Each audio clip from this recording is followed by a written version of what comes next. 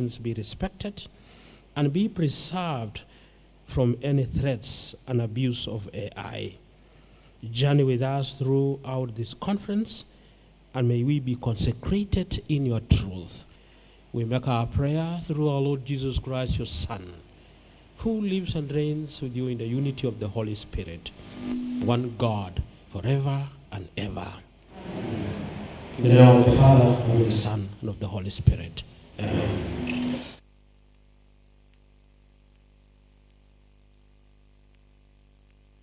Father, for the opening prayer and for invoking the Spirit of our Lord Jesus Christ to guide us always in whatever we do.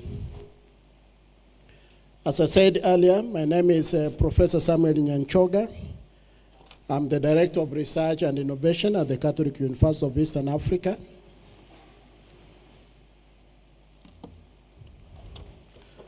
And in that respect, I would like to acknowledge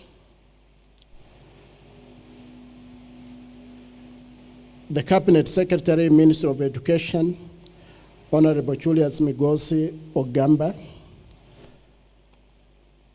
Rosemary Ndegwa, the Director, Commission for University Education, representing the Principal Secretary,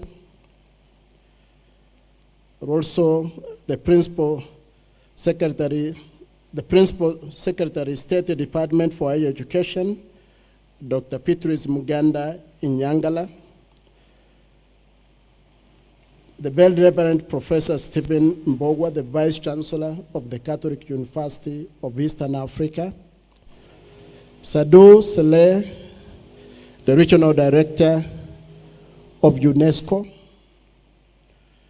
Dr. Patrick Kasiola, representing the Acting Secretary General and Chief Executive Officer, NATCOM, Dr. Chemis Che Nchogu.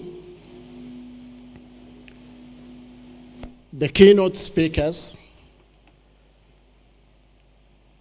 our university chaplain, and dear participants, I take this opportunity to welcome you to the Catholic University of Eastern Africa, the university of choice. This is the university where we take pride in informing and forming and transforming our students to impact the society. And therefore, we consider AI as an important tool for that process of transformation. And therefore, this conference for us as a national university is extremely important. In this respect, therefore, I would like to welcome Professor Peter Koros, the Dean Faculty of Education and the chair of this conference, to give his remarks. Professor, you are welcome.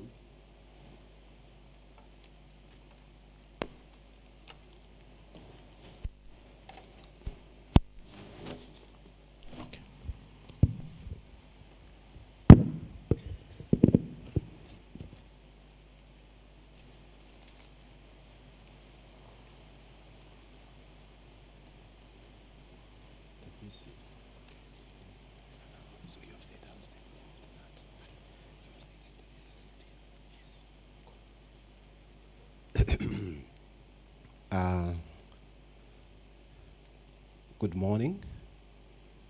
Good morning. Thank you very much. I want to take this opportunity, as you have heard. My name is Professor Peter Koros, the Dean Faculty of Education and the chair of this conference.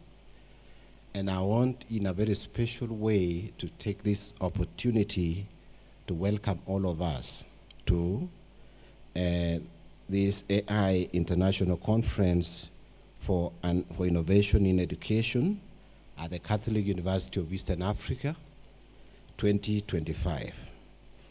And so, because of time, I want to read through my speech And I want to say this to our esteemed Vice Chancellor, very Reverend Professor Stephen Mbugua, the Deputy Vice Chancellor, Academic and Student Affairs, the representative of the Principal Secretary, Rose Degwa, Higher Education, our guest from UNESCO, Regional Director, UNESCO, you're welcome. Kenya National Commission representative, especially the one representing the chair of the CEO of Kenya National Commission, Dr. Kasula, and other representative, our invited guests, our guests from the UK, you're welcome. I also see our guest who is the CEO, AI Kenya, Alfred Ongere, and all other invited guests, distinguished, esteemed colleagues from the Faculty of Education and other faculties, ladies and gentlemen, our students and industry players. Good morning. As the chair of this conference on harnessing AI for innovation in education, it is my privilege to welcome you to what promises to be 2 days of stimulating dialogue and meaningful collaboration, one of the most critical topics in education today that we can't ignore as long as we are offering education at higher institutions of learning. This gathering comes as a pivotal moment across Africa and around the world. Educators, policymakers, and technologists are grappling with fundamental questions about how artificial intelligence should shape the future of learning. And here at the Catholic University of Eastern Africa, we have brought together leading experts in this conference, industry players and practitioners in education, because we believe this conversation must be inclusive, it must also be evidence-based, and it must be forward-looking. And to our international delegates, your presence here from across the continent and beyond demonstrates the global significance of this discussion. And to our partners and collaborators from NATCOM, UNESCO, and the Faculty of Education in the University of Nairobi and other universities across the world, and specifically Ottomans Institute, and Dr. Poultry and the colleague are there, IBM East Africa, Ethica Capital Limited, Braeburn Group of Schools, those are our partners in this conference, and UNESCO Club students who are part of our students here at the Catholic University and other universities. Your ongoing collaboration makes initiative like this on AI possible. And to all our presenters and participants, the knowledge you bring will drive our collective progress. And that's why we are looking forward to a meaningful engagement in the next 2 days, today and tomorrow, on how we can harness AI for innovation in education.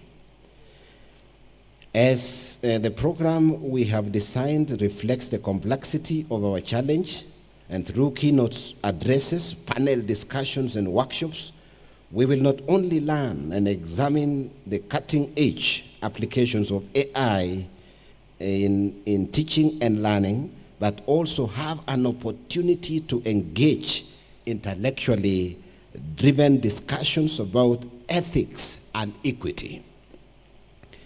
As we share practical experiences from diverse educational contexts and build networks for ongoing innovations and research.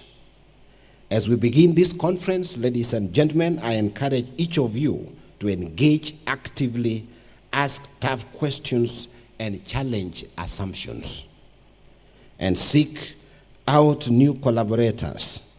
The true measure of a conference success will be partnership that will be formed and the concrete actions that emerges from our time together as we take the baby steps in artificial intelligence for innovation in education. I would like to express my sincere gratitude to the organizing committee and sponsors and partners. As I've mentioned, Kenatcom for UNESCO, IBM, and others that I've mentioned earlier, that have all made this particular event possible for us today. And as you can see, ladies and gentlemen, this is only a small team. There are others who are watching us online because our registration went beyond what I can see now. And therefore, as we sit here, we also know we are engaging with other partners and other collaborators, industry players, people who have special interest, and we cannot ignore AI in education. So as we engage, we are engaging not here, but we are also engaging globally. And in the interest of time, it's now my pleasure to hand over to our Deputy Vice Chancellor, and I want to take this opportunity to invite our Deputy Vice Chancellor in charge of academics and student affairs, Professor Justin. In our universities, we are concerned, some major concern about AI, about the role that this can play and how it is influencing the way we do things. We teach, we examine, we do research, and all this. How does AI come in? How do we carry out our research? How do we manage our finances? How is AI going to assist us as institutions? Therefore, many of our students have taken a break this week, but their lunch is still available. Our staff are available. Please take time to walk around and just see Catholic University. Talk to us in our offices, those who are in the offices. Just find out what we are able. Institutions of learning. The review of modernization of curriculum should be key in this process, with the introduction of early childhood learning, basic knowledge on coding, mathematics, logical and critical thinking, and the utilization of basic open sources or robotics to build the mindset and inculcate the skills necessary for the future study of artificial intelligence.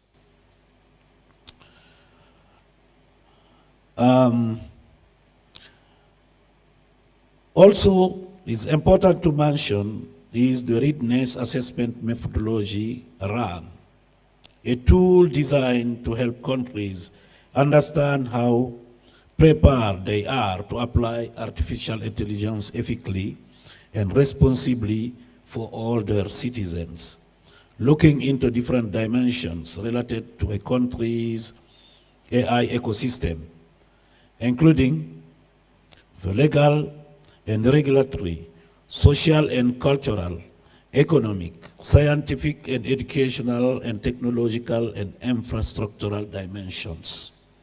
To date, more than 60 RAMs are supported by UNESCO globally, among which about 22 in Africa, of which assessment for Kenya, Mauritius, and Rwanda are already completed, with those of Tanzania and Ethiopia are ongoing. Just to mention some examples from Eastern African countries.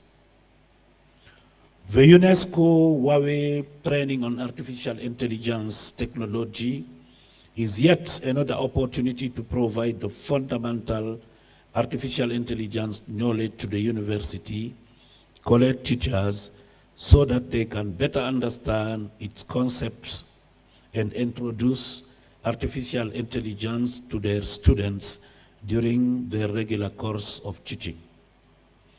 In conclusion, AI offers unprecedented opportunities for transforming education in Africa by adopting a responsible, ethical, and human-centered approach, we can leverage AI to achieve sustainable development goals and create a brighter future for our children.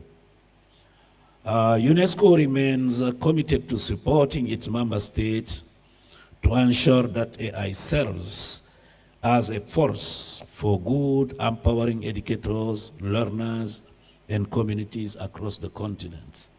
Thank you again for inviting us, and I wish you a very good conference. Thanks. Thank you very much, sir, the Regional Director for UNESCO.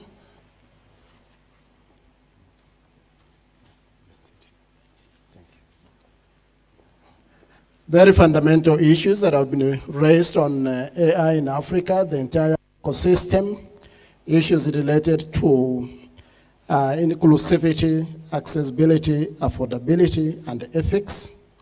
Very pertinent issues. Now again, it's my pleasure to invite Dr. Patrick Kasula, representing the Secretary General and Chief Executive Officer of NATCOM, Dr. James Nchogu, to give his remarks. Please let us appreciate him as he comes.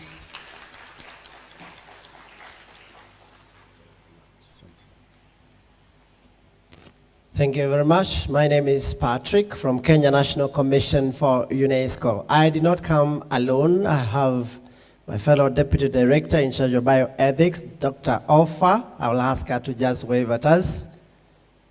Thank you very much. I also have Corporate Communications Lady, Madam Cynthia. Where are you? Are you able to wave? Thank you very much. I bring apology of the Acting Secretary General, who is attending to a critical assignment on tourism and culture at the aspiring Geopark at the Great Rift Valley. Our guest, Madam Rose Degwa, on behalf of the PS, the Right Reverend Professor Peter Bugwa, the Vice Chancellor of Catholic University, the DVC, Professor Munyoki, CEOs from other parastatals, directors, deans, the team from Ottoman Institute. On behalf of Dr. James Nchogu, it gives me pleasure to give his remarks during this important gathering of the International AI in Education Conference. I'll read the SG's speech. I note that this interdisciplinary event brings together a diverse group of organizations, educators, professionals, researchers, scholars, AI enthusiasts, industry practitioners, evaluators, policymakers, innovators, representatives of international organizations, civil society, development practitioners, people with disabilities, students, and the private sector from around the globe to delve into the diverse facets of AI in education. As the co-host of this conference, I take this earliest opportunity to welcome us all and appreciate all of us for your commitment to this event and your presence. I also want to thank the Catholic University of Eastern Africa for the opportunity to partner with us in organizing this forum that promotes intellectual dialogue and collaboration on the theme that is gaining traction, AI in education. Ladies and gentlemen, for those who are not conversant with Kenya National Commission for UNESCO, also referred to as NATCOM, NATCOM is a state corporation established in 2013, and it previously existed as a state department under the Ministry of Education since 1964. NATCOM is a UNESCO licensed institution in Kenya with a mandate in education, natural sciences, social and human sciences, culture, communications, and information with a mission aligned to UNESCO, promoting building of peace, sustainable development, and intellectual collaboration through UNESCO main areas of competence. Ladies and gentlemen, artificial intelligence is profoundly shaping and transforming education and opening new possibilities for innovation. Artificial intelligence is no longer just a tool for efficiency, but a collaborator in the creative process. It empowers and influences pedagogy, assessment, evaluation, the organization of education, notions of what is more or less valuable to learn, citizenship, and understandings of what constitutes human intelligence. It enables them to explore uncharted territories of imagination, pushing the boundaries of what is possible in teaching and learning. AI as a catalyst for new roles and opportunities as far as jobs of the future are concerned. AI generates demand for specialized skills in the creative ecosystem, and education has a critical role in developing skills that we need for the fourth and fifth industrial revolutions. AI is profoundly influencing education, research, and innovation, and hence prompting educational institutions to adapt their curricula to prepare students for a rapidly evolving landscape. Integrating AI into curriculum across these domains ensures that learners are equipped with both technical skills and critical thinking abilities to navigate the future of creativity and cultural production. By blending technical training, ethical inquiry, and creative implementation, such a curricula prepares students to thrive in a world where AI is not just a tool, but an essential collaborator in shaping education of the future. To prepare for AI-driven future, ladies and gentlemen, educational institutions must embrace interdisciplinary learning. Curricula should integrate technical skills such as coding and AI tools with critical thinking about AI's impact on culture, creativity, and society. As AI becomes increasingly integrated into education, it is important that we ensure it enhances rather than diminishing the role of human creativity and innovation. The relationship between AI and human creativity should be seen as collaborative rather than competitive. While AI can mimic and enhance, there remains irrepressible in shaping visual cultures and creative outputs. But as we talk about AI, ladies and gentlemen, in education, we should be alive to ethical, cultural, philosophical challenges and the implications. I therefore would want to draw your attention to the UNESCO's recommendation on AI, on ethics of AI. It's a very available document.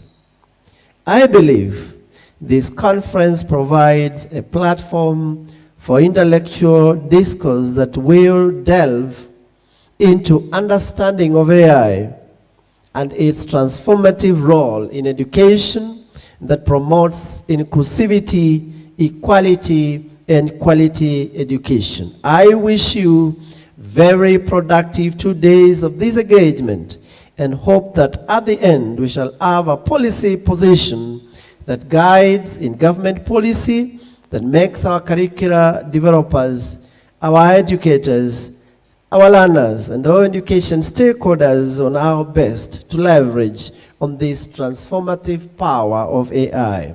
Asanteni sana, and God bless you. Thank you.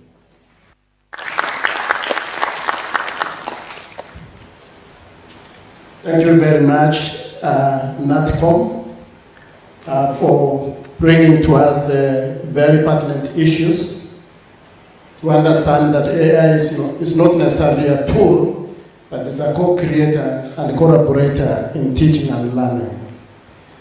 I now invite the University Vice Chancellor, Father Reverend Professor Stephen Mbogwa, to invite our chief guest.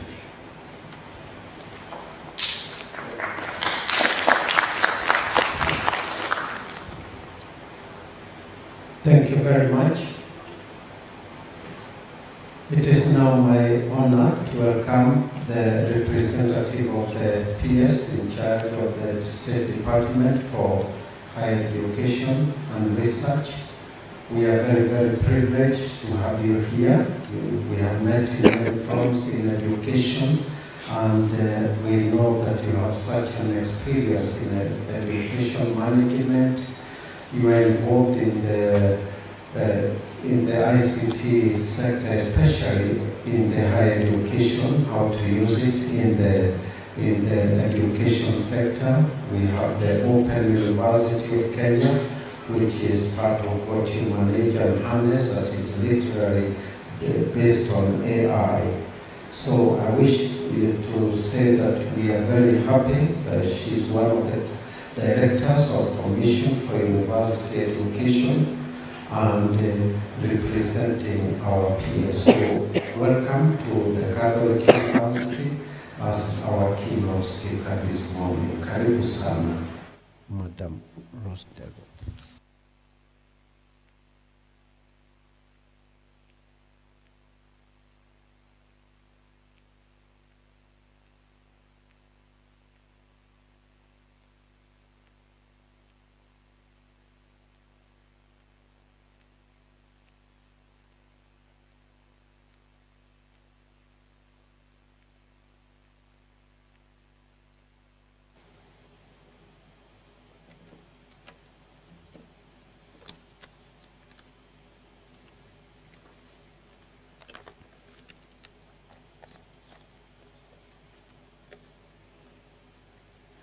Good morning. Now, before I do what I was asked to do, I see a number of students seated in your midst. And maybe even what VC you don't know is that I once sat here. I'm an alumna of the Catholic University. Having studied here back in 1998, I took my Bachelor of Education in English Literature, came back for a master's, graduated in 2008, went away. I'm a second-year student, doctorate in education, research, and evaluation. And a parent too, in the School of Law. My daughter is in 3rd year, so maybe that is what a number of you did not know. So as you have heard, my name is Rose Ndegwa, serving under the Ministry of Education, State Department for Higher Education as an Assistant Director of Education, and a focal point in AI in the State Department for Higher Education, representing the Principal Secretary, Higher Education and Research, Dr. Beatrice Muganda Inyangala, who due to exigencies of duty could not be with you today. She was actually called into a meeting abruptly. I also wish to pass my apologies on her behalf and also on behalf of the Cabinet Secretary. They are in the same meeting. So I'm going to read the Principal Secretary's speech. The Vice Chancellor, Catholic University of Eastern Africa, the very Reverend Professor Stephen Mbogwa, the DVC Academic and Student Affairs, Professor Justus Munyoki, representatives from the UNESCO Regional Office of Eastern Africa, representatives from Ottoman Institute in the UK, representatives from the UNESCO Regional Office, representatives of NATCOM, the AI CEO Kenya representative, deans of schools, heads of departments, members of faculty, representatives of the development partners, keynote speakers and facilitators, the organizing committee, panelists, discussants, representatives from local and overseas universities present, students, delegates, distinguished guests, and all protocols observed. Ladies and gentlemen, it gives me great pleasure to preside over this important artificial intelligence in education conference, the theme being harnessing AI for innovation in education. This conference symbolizes not just a meeting of minds, but a convergence of ideas that hold the potential to shape the future of education. In extraordinary ways, I wish to take this early opportunity to welcome all the participants from other countries who are present here today and wish them a pleasant stay in Kenya. Ladies and gentlemen, artificial intelligence, once the realm of science fiction, is now an integral part of our reality. It permeates every sector of our society. One of the most promising and impactful applications of AI lies within the field of higher education. I am aware of the opportunities and challenges that AI presents to the education sector. Today, I would like to share with you our vision of harnessing the power of AI to enhance learning, foster innovation, and ensure that no learner is left behind. AI has a big impact on higher education, hence transforming how universities operate in terms of teaching in faculty, student learning, and engagement with content. Ladies and gentlemen, AI has the ability to tailor-make educational experiences to the individual needs of a learner. Through adaptive learning technologies, we can provide personalized instruction that caters for diverse learning styles and paces. This means that learners who require more time to grasp concepts can receive the support they need, while those who excel can be challenged further, ensuring a more inclusive and effective educational environment. Our educators are the cornerstone of the learning process. AI supports teachers and lecturers by automating administrative tasks, allowing them to focus more on teaching and mentoring. AI-driven tools can provide real-time feedback, hence helping teachers to identify areas where learners may have additional help to adjust their learning and teaching strategies accordingly. Ladies and gentlemen, today we stand at a critical juncture with technology and education. When we converge to prepare our nation for the digital future, guided by the theme and sub-themes of this conference, I note that the keynote speakers, panelists, and presenters that are going to focus their subject here on 7 sub-themes, namely, 1, transforming education systems through AI-driven innovations, assessments, and infrastructure. 2, inclusive, equitable, and culturally responsive education with AI. 3, revolutionizing teacher training, professional and curricular development, and capacity building with AI. 4, advancing research, artistic work, science, social science, corruption, and policy development through AI. 5, all for social justice, laws, religion, ethics, cultural preservation, and well-being. AI-driven solutions for technical education, university education, lifelong learning, and workforce readiness in remote and undeserved areas. AI-powered platforms can deliver quality education where traditional resources are scarce. By leveraging on AI, we must have education as more accessible and inclusive, reaching learners who were previously left out of the educational system. The use of AI in education also brings the benefits of data-driven insights. By analyzing vast amounts of educational data, AI can help us understand what works and what doesn't, guiding policy decisions and curriculum.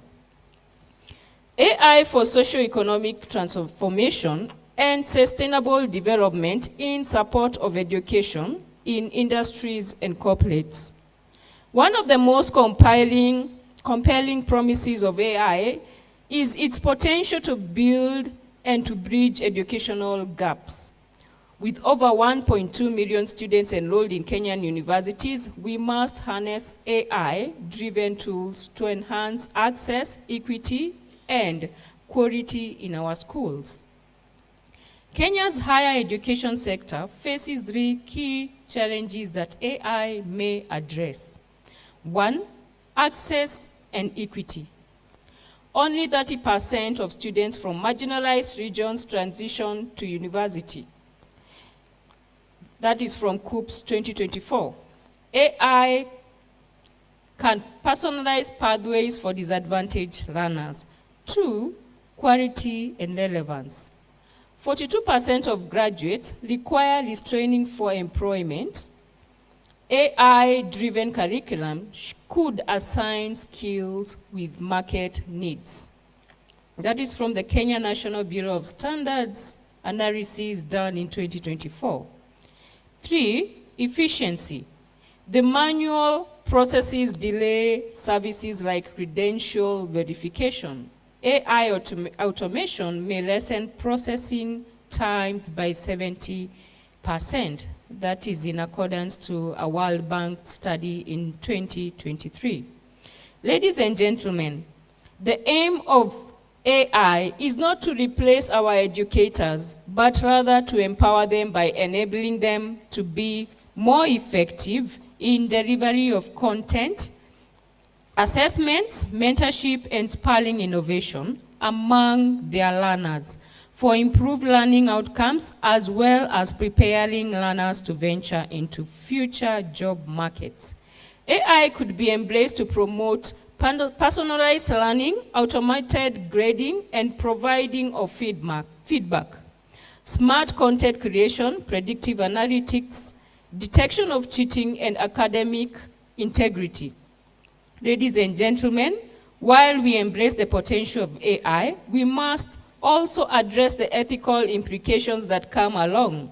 It is crucial that we implement AI in a way that is transparent, fair, and respects the privacy of learners and educators.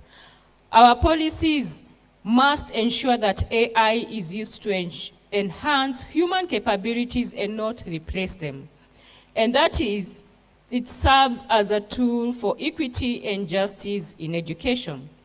Ladies and gentlemen, the Ministry of Education is at the final stages of developing the STEM education and training policy, which once rolled out will promote AI in education.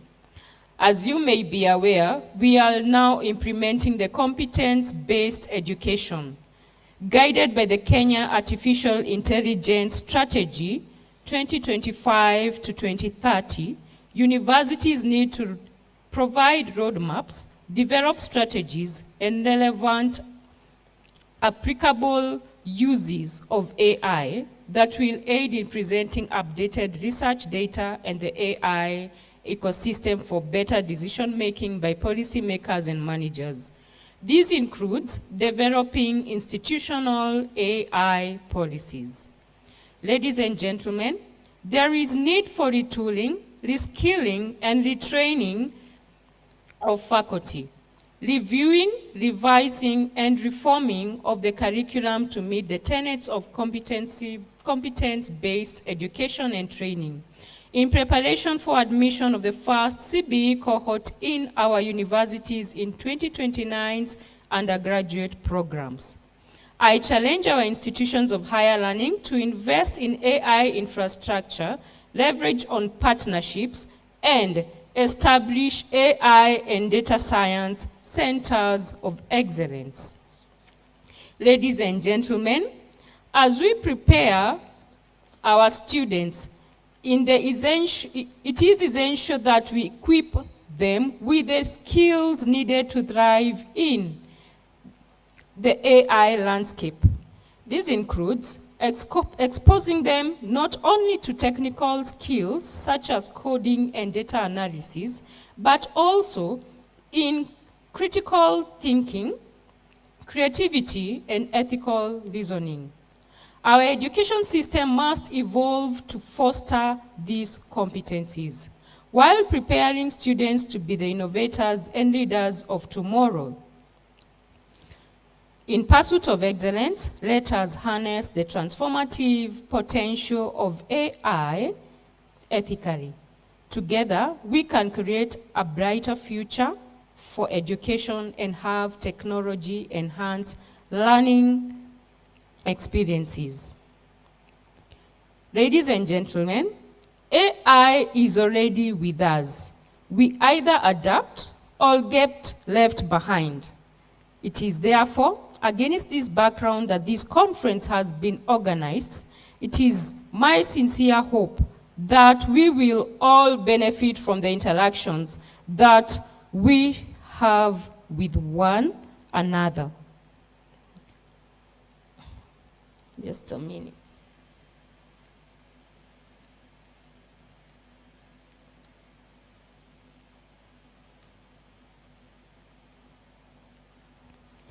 And from the presentations by the facilitators and group discussions. In conclusion, I wish you all the best and trust that this conference will be of mutual benefit to the institutions of higher education represented here and in the integration of artificial intelligence in higher education. Thank you.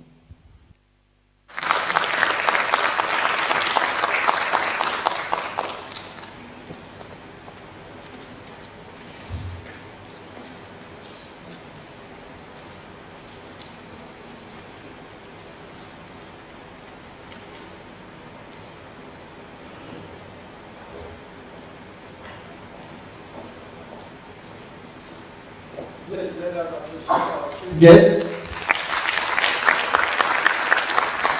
There are very fundamental issues, of course, raised on matters of policy, ethics, and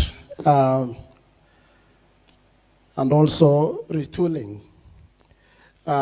Ladies and gentlemen, on behalf of the conference chair, we have come to the end of this session. But we have a small ceremony to do, and I would like to invite the chair of the conference, Professor Koros, to guide us. Thank you very much, Professor Nyanjoka. Let's give him a round of applause. And let us also appreciate all our guests here seated in front. And I am sure, ladies and gentlemen, our delegates from within and without, that already we have some takeaways that we can see as we progress. We are getting this particular conference will take. We wanted to gift our guests and those who are responsible. If you are ready, kindly bring the gifts if they are ready, so that from this point we go out for a group photo, and then we break for a health break. Then we come back now for the first presentation. Sorry, I know there are quite a number of us who came quite early, and maybe the sugar levels have gone down now, but we will ensure that you are catered for during this tea break. So, Maureen, those gifts, if they are ready. If they aren't ready now, we can go for the group photo first, and then we gift our our guests later. May I be advised? And the next course of action.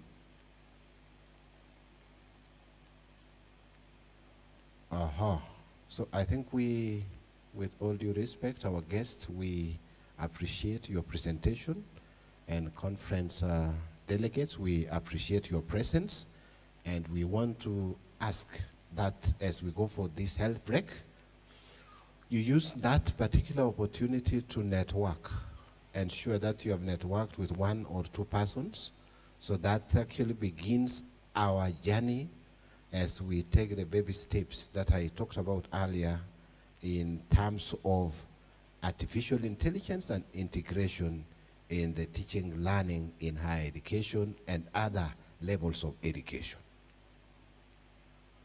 So I think we stand now, and I ask the university chaplain to make a prayer for the tea and the snacks, and we will go out there. We take a group photo before we break for our health break as we take our refreshments.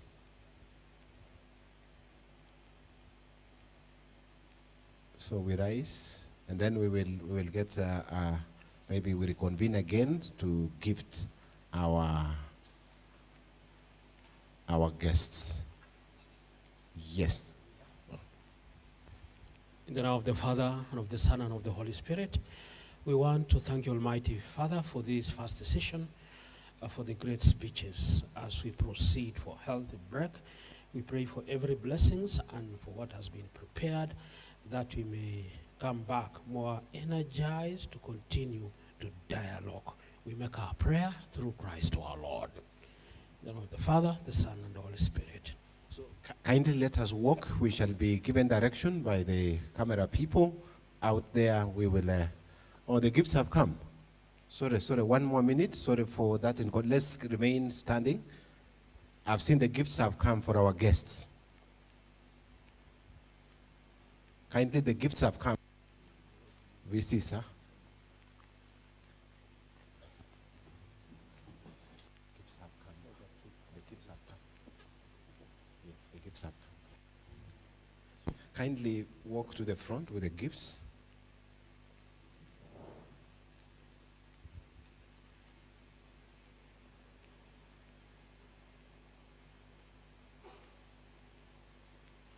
Okay. So I would like to ask the VC to gift our guest, our chief guest representing the PS. So you take to the Vice Chancellor. Now our camera people.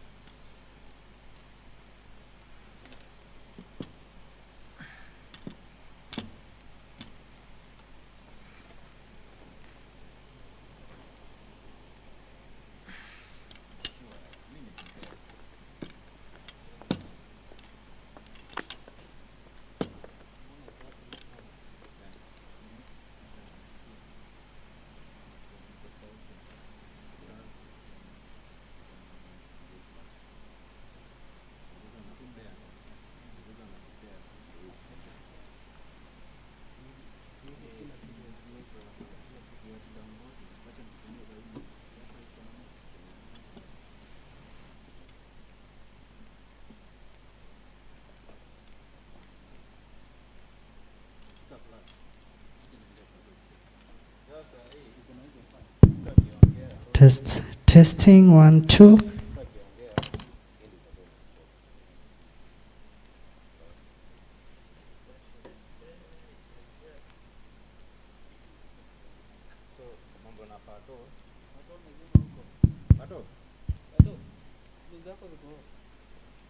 Sasa ule wa online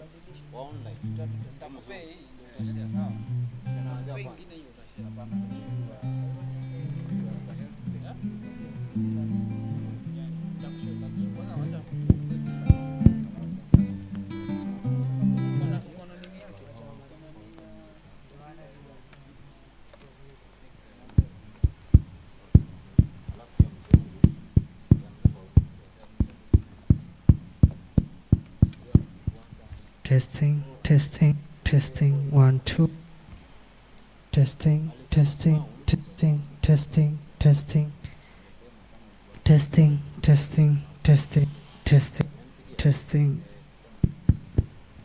niliboeka na hizi Test. mpaka na mute. Testing.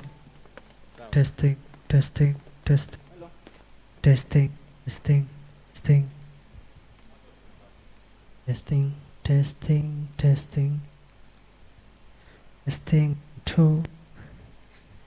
Mic test. Testing.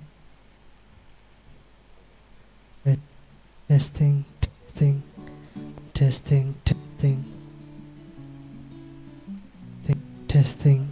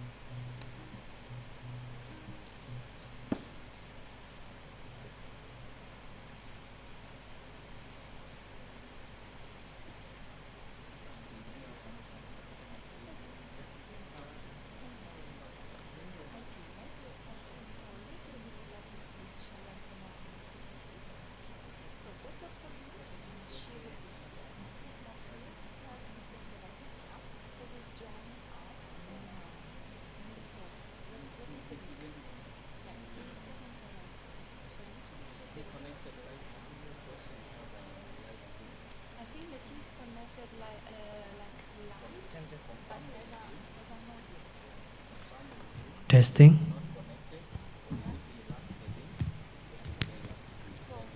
Testing 1 2. Testing, testing, testing, testing.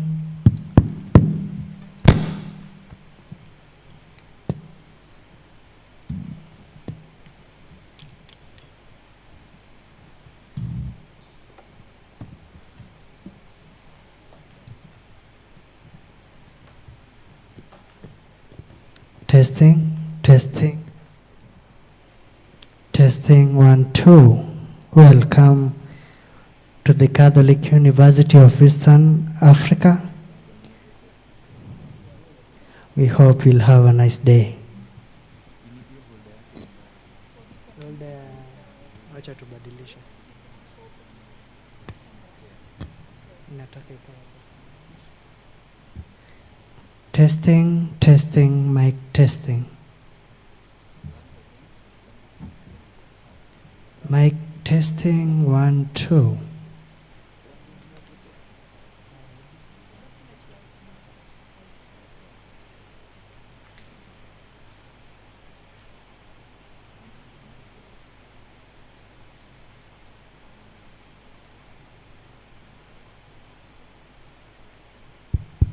One two mic testing 1 2 1 2 1 2 1 2 mic testing 1 2 1 2 1 2 mic testing 1 2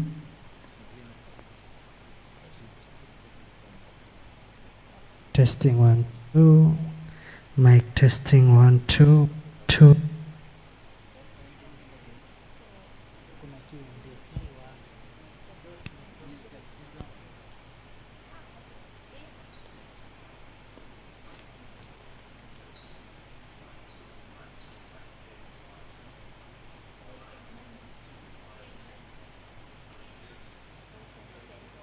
One two mic testing 1 2 1 2 1 2.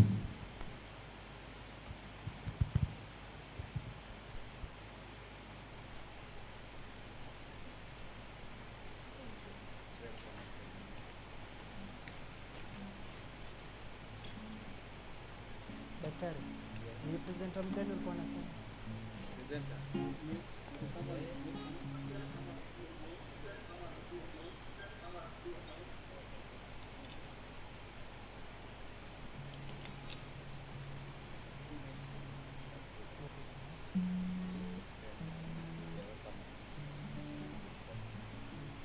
So they'll be presenting.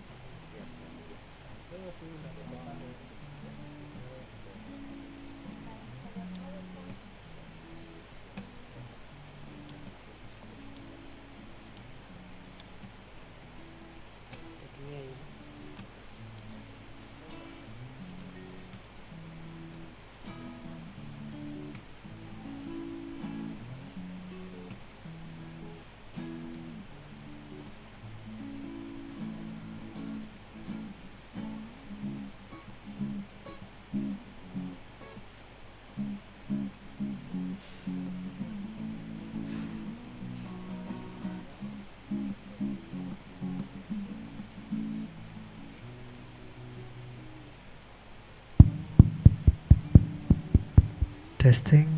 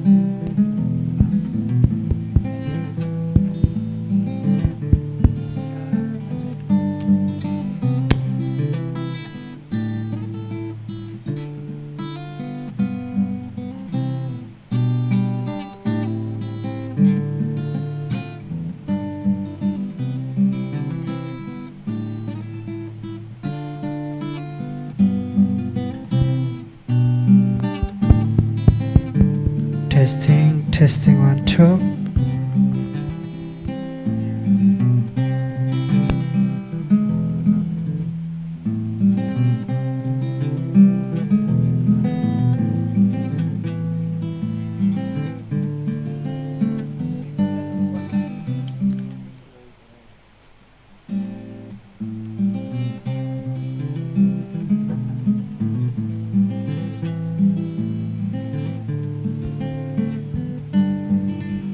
Testing.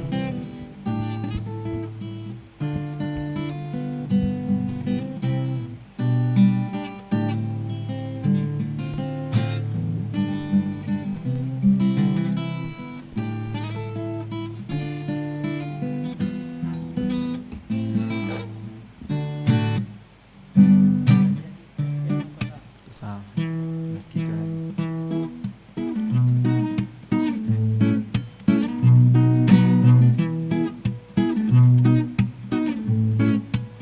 Si vile watu wanaweka energy vizuri tamashani, dance na mimi, hizo ni gani wanaleta Testing. maisha mabani juu na kaa vizuri, dance na mimi. Si vile watu wanaweka energy vizuri tamashani, dance na mimi, hizo ni gani wanaleta maisha mabani juu na kaa vizuri, dance na mimi.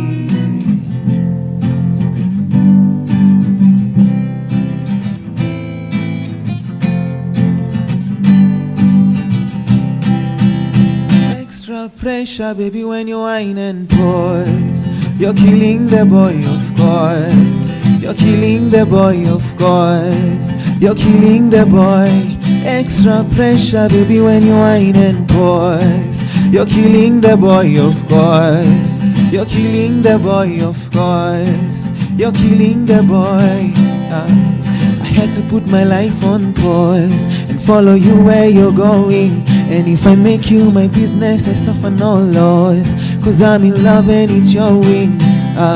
No force can separate. Baby, no loss. Keep me away. I take you on top. Pretty baby, I give you something to live for. My girl, extra pressure, baby, when you whine and pause. You're killing the boy, of course. You're killing the boy, of course. You're killing the boy. Extra pressure, baby, when you whine and pause. You're killing the boy, of course. Extra, you're killing the boy, of course. You're killing the boy. Extra pressure, baby, when you whine and pause. You're killing the boy, of course. Extra, you're killing the boy, of course. You're killing the boy, of course.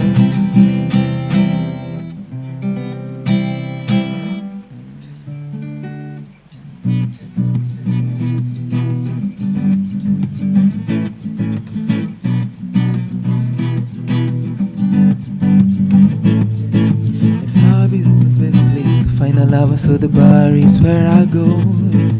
Me and my friends at the table doing shots, drinking fast, and then we talk slow. Come over and start up a conversation with just me, and trust me, I'll give it a chance. Now take my hand, stop, find a man on the jukebox, and then we start to dance. I'm singing like, girl, you know I want your love. Your love was handmade for somebody like me. Coming now, follow my lead. I may be crazy, don't mind me. Say, boy, let's not talk too much. Grab on my waist and pull that body on me. Coming now, follow my lead. Coming now, follow my lead. Oh, I'm in love with the shape of you. We push and pull like a magnet do. Although my heart is falling too. I'm in love with your body, yeah. Last night you were in my room, and all my bed sheets smell like you. Every day discovering something brand new. I'm in love with your body, oh, oh, oh, oh, oh, I'm in love with your body, oh, oh, oh, oh, oh, I'm in love with your body. Every day discovering something brand new.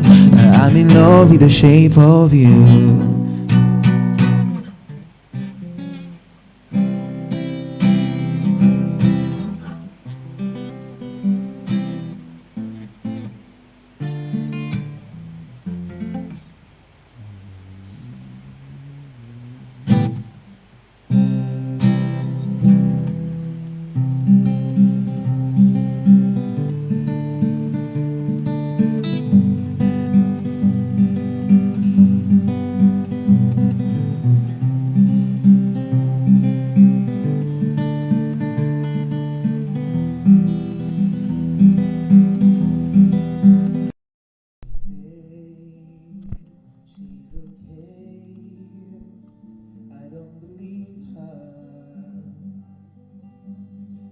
just something about the way she turns her back on me. I know in my mind I'll never leave her. There's just something about the way we love each other's right. And even though we fight all night and day, I know sometimes in love there can be pain.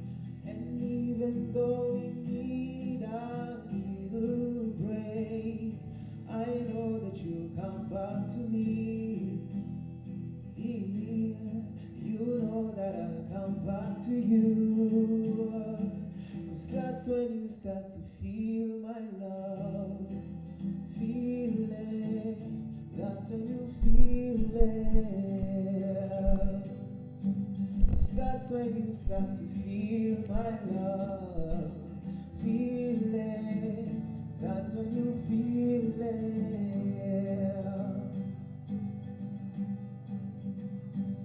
Usiponipenda nitapendwa na nani? Nitakuwa mgeni wa nani? Ukiwa mbali nami nabaki taabani. Mbona nahisi kisirani hawa? Haina maana bila wewe kuzozana. Mbona tunasimangana? Hatuwezi semezana my love. Haina maana bila wewe.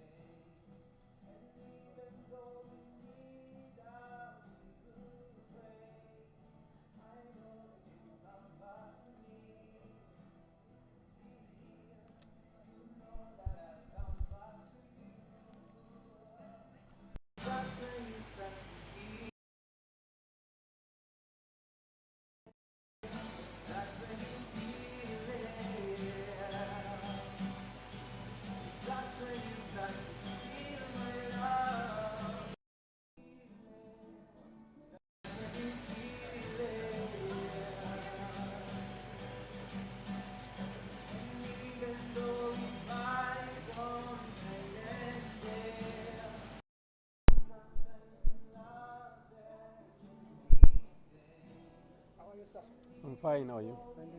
Yes. I can access internet.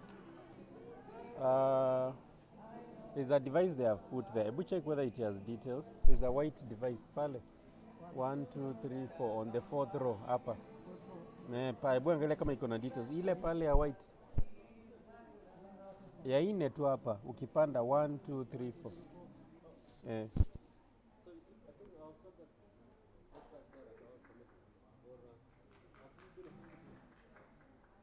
Check whether there are details there.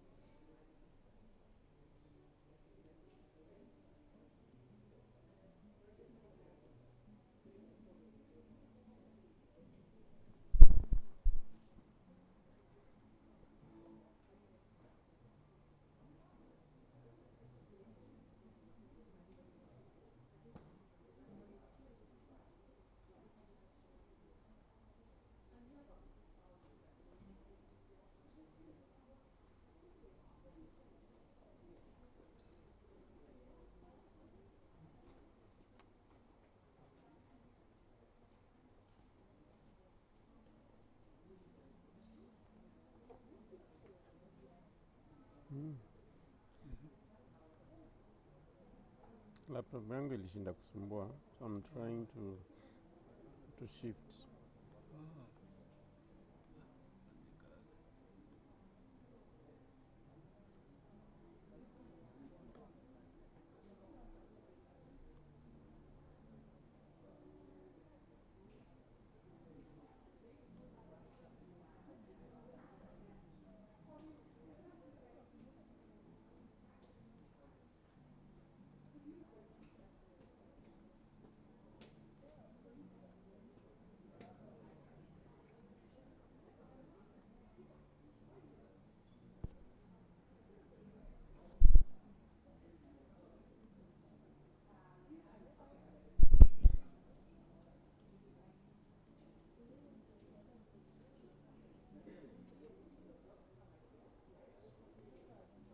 Oh, what the hell is this? Something is not working.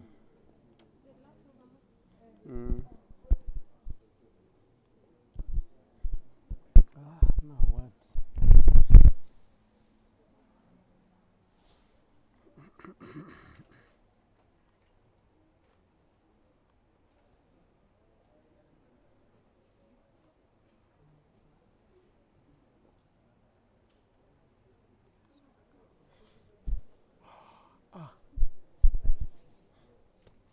Masala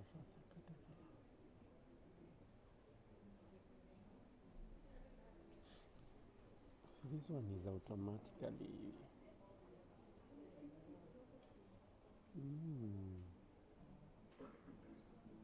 hata ionyeshi anything. What's a video setting? Video setting.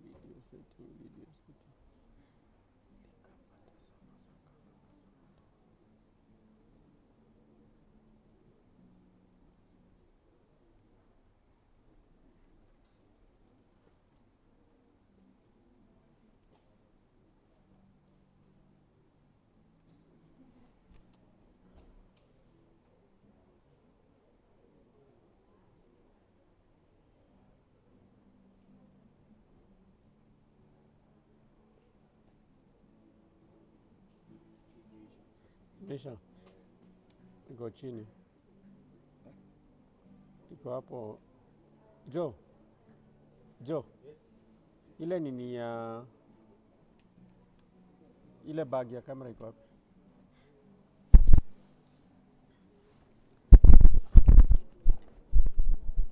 Iko chini hapo.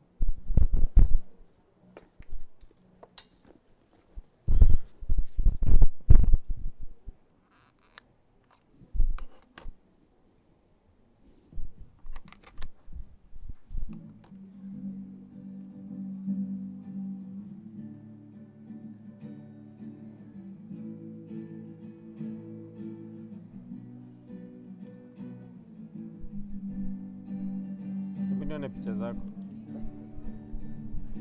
zako.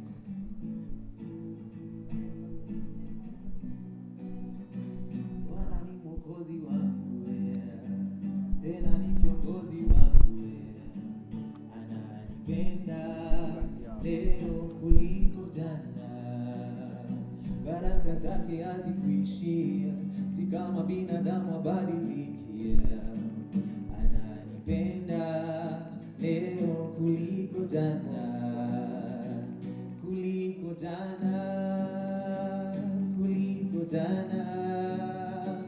Yesu nipende leo kuliko jana, kuliko jana. Yesu nipende leo kuliko jana.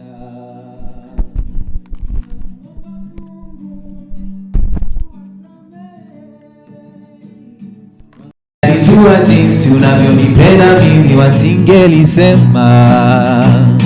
Na maadui zangu na waombea maisha marefu, wazidi kukuona ukinibariki. Na ujue binadamu ni watu wa ajabu sana. Walimkana Yesu mara 3 kabla jogoo kuwika. Oh, kwa sababu binadamu ni watu wa ajabu sana, walimsulubisha Yesu Masia bila kusita. Hey, na Bwana ni mwokozi wangu, tena ni kiongozi wangu, ananipenda leo kuliko jana. Baraka zake hazikuishia, si kama binadamu abadiliki. Ananipenda leo kuliko jana, kuliko jana, kuliko jana. Yesu nipende leo kuliko jana, kuliko jana, kuliko jana. Yesu nipende leo kuliko jana, kuliko jana, kuliko jana. Yesu nipende leo kuliko jana.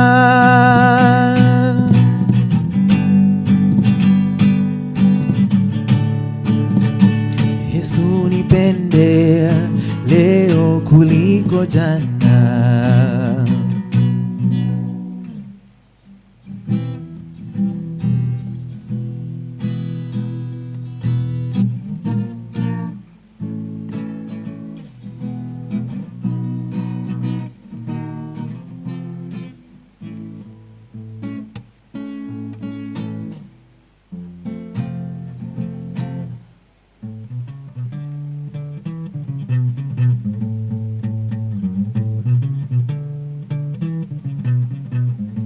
Oh, Susanna, I hope you're happy now. I see you flexing on the ground with your sponsor. Yeah, Susanna, I hope you're happy now. I see you've changed your skin color and your hair is longer now. Nakuona paria hapo kando ya Champs-Elysees, ukitesa na kamini, yeah. None of my business. And I see you in London, silicone on your bamba, shaking what your doctor gave ya, on your worst behavior. Susanna Wanje Senje. Hello, hello, hello. If you get to hear this song, somebody loves you. Susanna Wanje Senje. Hello, hello, hello. Change your mind and come back home. Somebody loves you. Mwanamke tabia, shepu ni majaliwa, ila wengi walinyimwa tabia, na shepu kabarikiwa. Mwanamme hisia, pesa ni majaliwa, ila wengi walinyimwa hisia, na pesa kabarikiwa. Na kuona Brazil, hapo Rio de Janeiro, ukiongezewa nywele Senje. None of my business. And I see you in China with your latest designer, shaking what your doctor gave ya, on your worst behavior. Susanna Wanje Senje. Hello, hello, hello. If you get to hear this song, somebody loves you. Susanna Wanje Senje. Thank Hello, you. hello. Thank you, thank you, thank you. Let's give him a round of applause.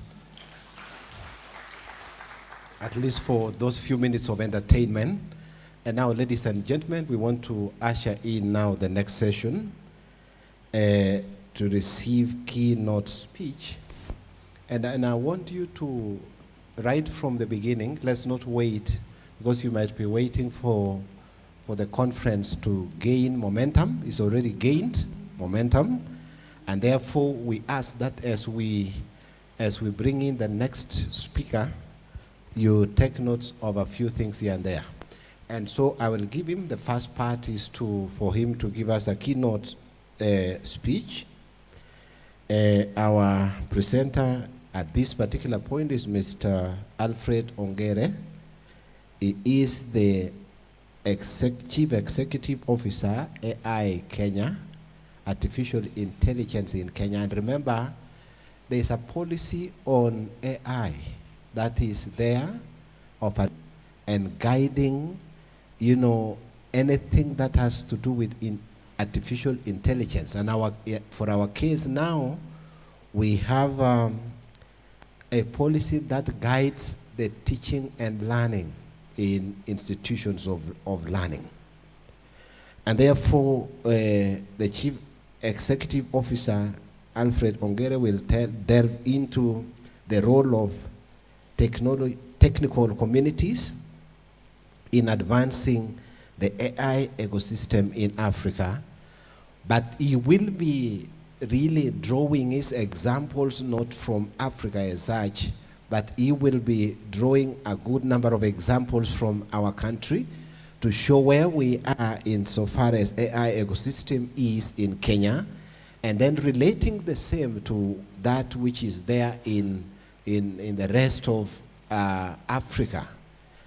And then we shall be drawing lessons also from others who have advanced insofar as artificial intelligence is concerned across the globe. And therefore, I ask that you take keen attention as he makes that presentation. And ladies and gentlemen, after he's through, we will ask him to sit here, and then we will ask questions. If you think you don't want to raise up your hand and ask a question verbally, you can do a small piece of paper and forward it to us. He will be able to respond to that on the basis of what you would have presented. The other thing also is our program. You can, send that particular question, send that particular sought for clarification online, and we shall be able to see real time. So ladies and gentlemen, without going further than that which I have said or where I've reached, I would like you to help me in ushering in Alfred Ongere, the Chief Executive Officer, AI Kenya, with a round of applause.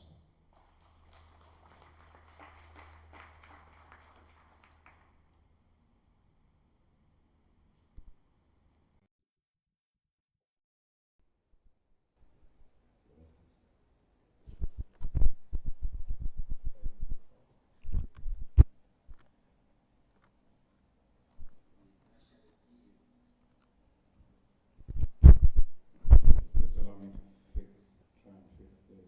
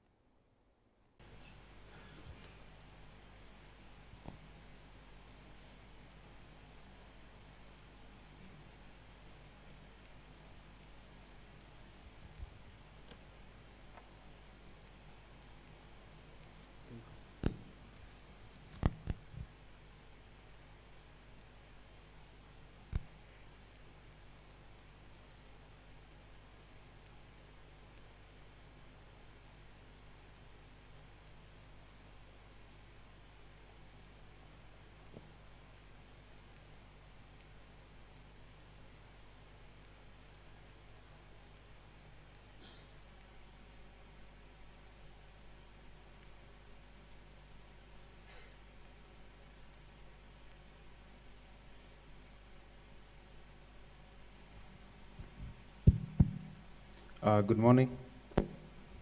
Good morning, everyone. So I'll just give the audiovisual team about 3 minutes to fix the screen because my presentation relies on it. But in the meantime, I'll just like to have a feel of who is in the room. So. How many of you are university students by a show of hands? Okay. How many are working already in the private sector?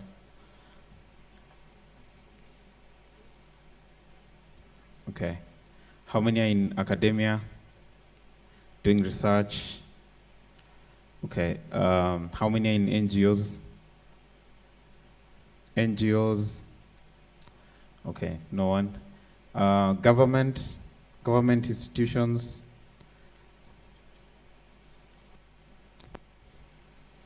No. Okay. So just a few minutes before we start. So as they're fixing that, I'd want to say how many of you use generative AI in your day-to-day work or study? Okay. How many don't? How many don't like generative AI or artificial intelligence tools? Okay, so everyone here is a believer. That's a good thing. How many don't like generative AI or artificial? Okay. That's better. That's better, yeah, thanks.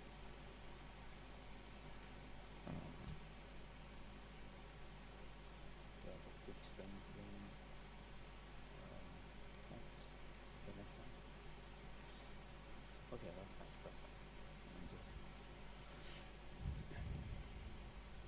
That's fine.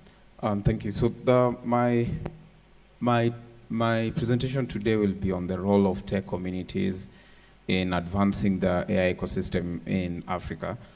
By a show of hands, how many people here are part of a tech community? Okay. It's only a few people. So by the end of this, I hope you'll have joined a tech community. And I want to start by taking you back in time. Is there anyone who was alive in 1975? There's someone? Okay, so in 1975, this is an invitation letter that was sent to an individual called Steve Dompier by Fred Moore, Fred Moore was the founder of the Homebrew Computer Club. And the Homebrew Computer Club was a small club of electronic enthusiasts and technically minded hobbyists who had gathered to trade parts, circuits, and information pertaining to DIY, do-it-yourself construction of computing devices. So here, Fred is inviting Steve to be part of their next meetup or their next hangout, where it will be a group of nerds and they'll be sharing about what they're doing in terms of circuit innovations. And two people who are actually part of that club are Steve Wozniak and Steve Jobs. And that is where they first unveiled the first prototypes of the Apple I computer. And the Apple I computer eventually ended up contributing to the empire today, which is Apple, which is a 3.14 trillion company in terms of market capitalization, and which is currently the world's most valuable company. So all this was the result of being part of a tech community where they challenged themselves in terms of what they were building. They found comfort that they were working on the right things, and they were able to partner together and create something amazing.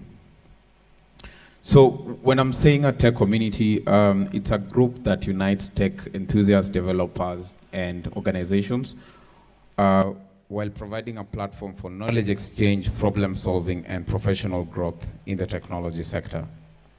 So normally we have two types of tech communities. The first one is organization driven, where it's an organization that decides to push the different technologies that it has launched under its services. And then you have another one which is tech solution driven, where it's an organization or individuals who are pushing different individual sort of tech solutions. So here in terms of tech solutions, you have GitHub, Our Ladies, Azure Tech Group, Linux Community, and Arduino. And then in terms of the organization driven, you have examples such as Stack Overflow. I think if you're a developer, you must have interacted with Stack Overflow at some point in time. We have Hugging Face, Google developer groups, Women Who Code, OpenAI Forum, Kaggle, and Free Code Camp.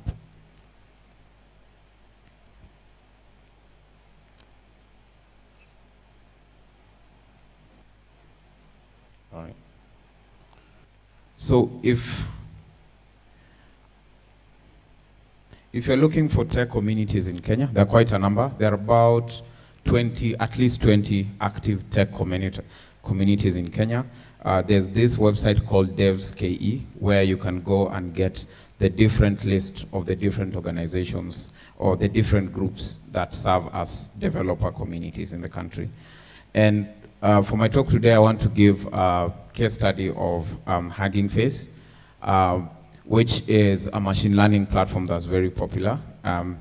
That I think this valuation has gone up. This valuation was as at last year, December. It was valued at $4.5 billion, but I think right now the valuation has gone up.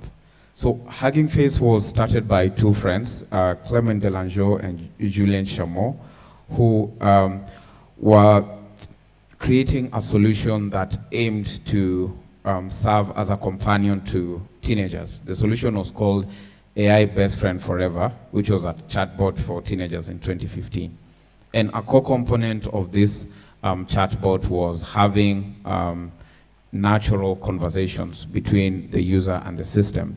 And the technology you need for that is natural language processing and machine learning models to do that. So while they were working on this, they were rolling out open source models for their chatbot and sharing them. And they were using different technologies to do this. But as they were doing this, they saw more traction in terms of interest in the open source technologies they were sharing, as opposed to the application that they had created. So this made them pivot to now focus full time on what we currently know as Hugging Face.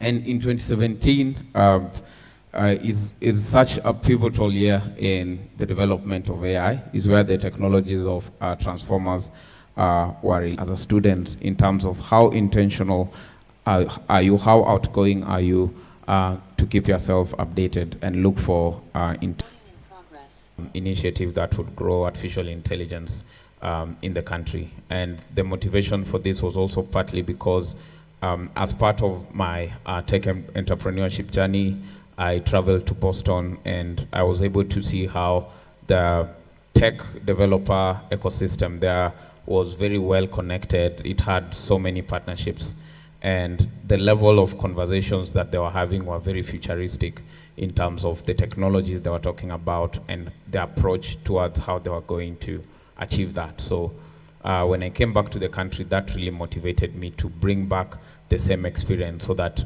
we are now creating a world global standard tech community that anyone can tap into. The other thing was how you can join and volunteer. When you scan the QR code, it will bring you a link tree, and you have our different channels, our WhatsApp group, our Meetup group, our LinkedIn pages, and so on.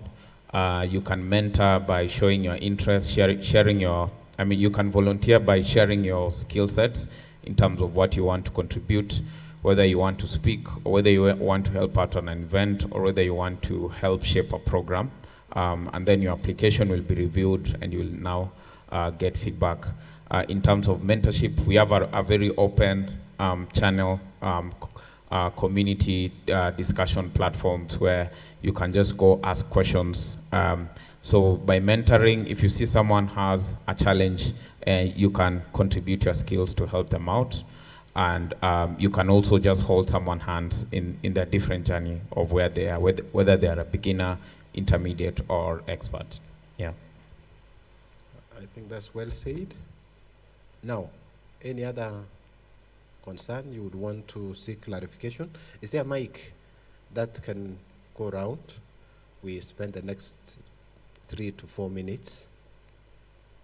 Yes, there's a mic at the back. Anyone, please lift your hand. The mic will come to you.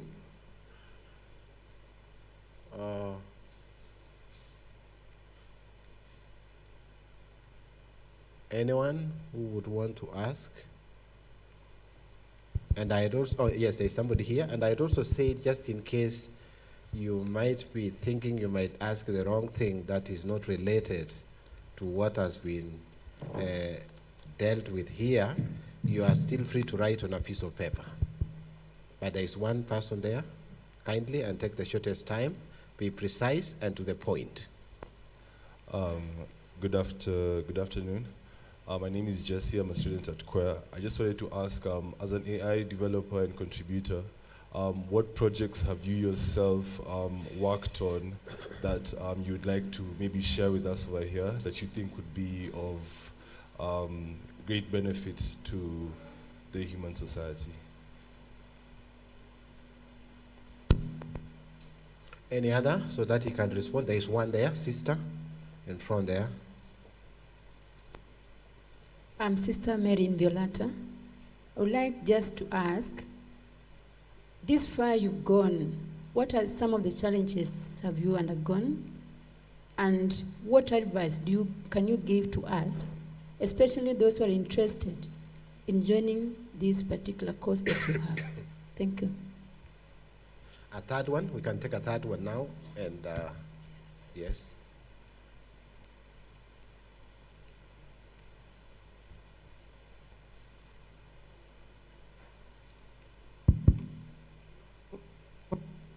Okay, please go ahead.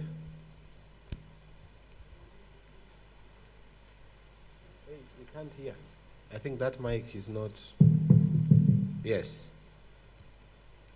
No, you are switching it off.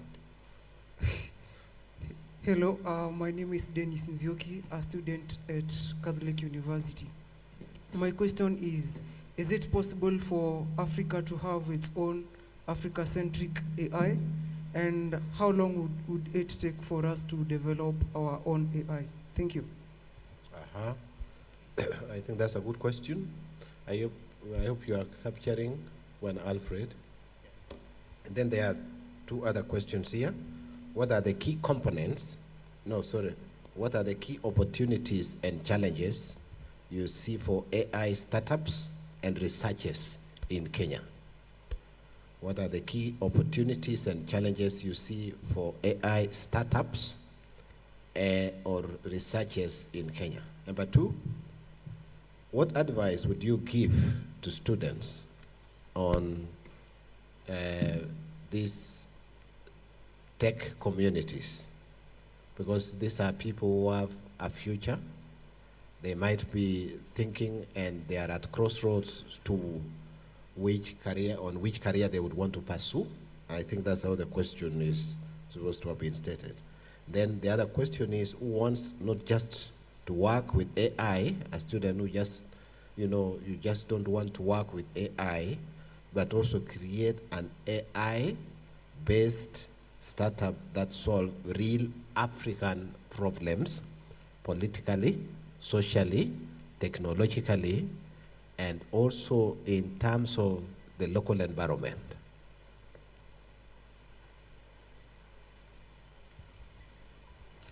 Thank you for those questions. The first one, what projects I've worked on?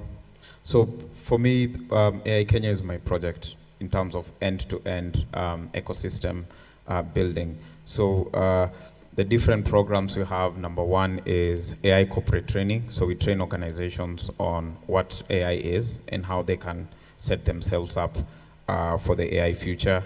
I mentioned hackathons. We organize hackathons in partnerships with the organization. The last one that we just had was the Ecosystem Finance Health Innovation Sprint, which was a 3-day hackathon, I think March 5th to March 7th this year, where we were building scientific discovery tools using generative AI. So we had about 40 developers, 10 or 20 researchers from the Kenyan ecosystem and international ecosystem who came together to look at how can we build tools that will help researchers accelerate the journey of reading thousands of research papers to actionable steps in minutes. Apart from that, we also develop our own answers, or you can still give us answers after this conference. Thank you so much. My question is for men. AI is creation is strong. It needs identity monetization strategy and form global collaboration. How will I monetize this right now? That's my first question. So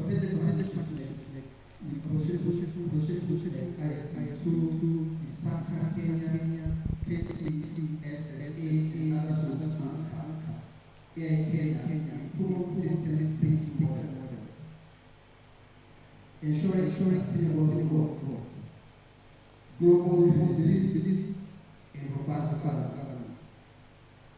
It's time for making from isolation to integrate global influence. Please ask questions about integration and how you want to level influential positions like Okay. Yes, one question. Thank you for those very good questions. In terms of monetization, we already sustainability is key for the organization. So it's a for-profit organization. The community just happens to be one of the main programs that we run to help develop the ecosystem here locally. And we have different commercial services we offer. I mentioned the corporate training for organizations and individuals. So where invite us to conduct a training program for students, a one-day training program. Organizations do that. We also provide consultancy services around AI readiness in terms of helping organizations know how ready they are in terms of their AI adoption journey. We also build products and advise on different product development initiatives around AI. We also provide advisory services for different organizations. In the education system in a number of African countries, and so we thought this is an opportunity for us to also benefit. They also engage in upskilling. If you want to be if you have limited skills, you can upskill, irrespective of your age, irrespective of your profession. You can still do that, and so I'm sure we would be very keen to listen to that presentation, because it is actually what we need now. Our skills, they get overtaken with the pass of time, but we need to upskill so that we remain relevant and we stay afloat. So let's rise and stretch for a minute as we put our hands together for a round of applause to receive Dr. Poldi Ottoman. Let's clap. My digital human teacher, and the student was learning on their laptop. Now we're mobile first, but this person was learning through our AI, way back in 2021, months before the world became known to ChatGPT. So I'd like to tell you a bit more about how we got where we are now today. And for that, I need to introduce you to Aisha. Aisha was a student, a learner, in a refugee camp in UNHCR, northern Iraq. We were contacted by the UN to work with them to serve these refugee learners. Their regions were destroyed, conflict was happening, and they were placed in a refugee camp. Education was cut out from their daily lives, as they were trying to rebuild the camp, put a school, but there were so many learners from different ages, different learning styles, very difficult to do that with a few human hands and brains. So we gave Aisha our human teacher, Beatrice, the one I just showed you on the slide. And Dave and I, we were sitting back in London, we looked at her and a few of her classmates through a Zoom cam. Very dusty environment, we looked through it, very old camp, and we saw them. And the camp leader gave Aisha their smartphone, because the kids didn't have smartphones in the camp. And Dave and I waited. The application was launched. 16 minutes passed by. We were sweating, our heart was racing, we were not sure what was going on. Was she able, and the other students, to use our AI? But then after 16 minutes, Aisha looked at the screen, at her phone, looked at us through the webcam, and said, "She speaks to me." She, because our avatar was a woman, Beatrice. And that's when we really saw the power and the impact that an AI teacher could make, particularly on displaced, marginalized, and underserved learners. And that's when we forward from there. Because just like Aisha, there are millions of people globally who do not have access daily to an AI teacher or to a teacher, and hence AI can come in to help them. So fast forwarding to 2023, we launched our version 2, and last year we launched version 3.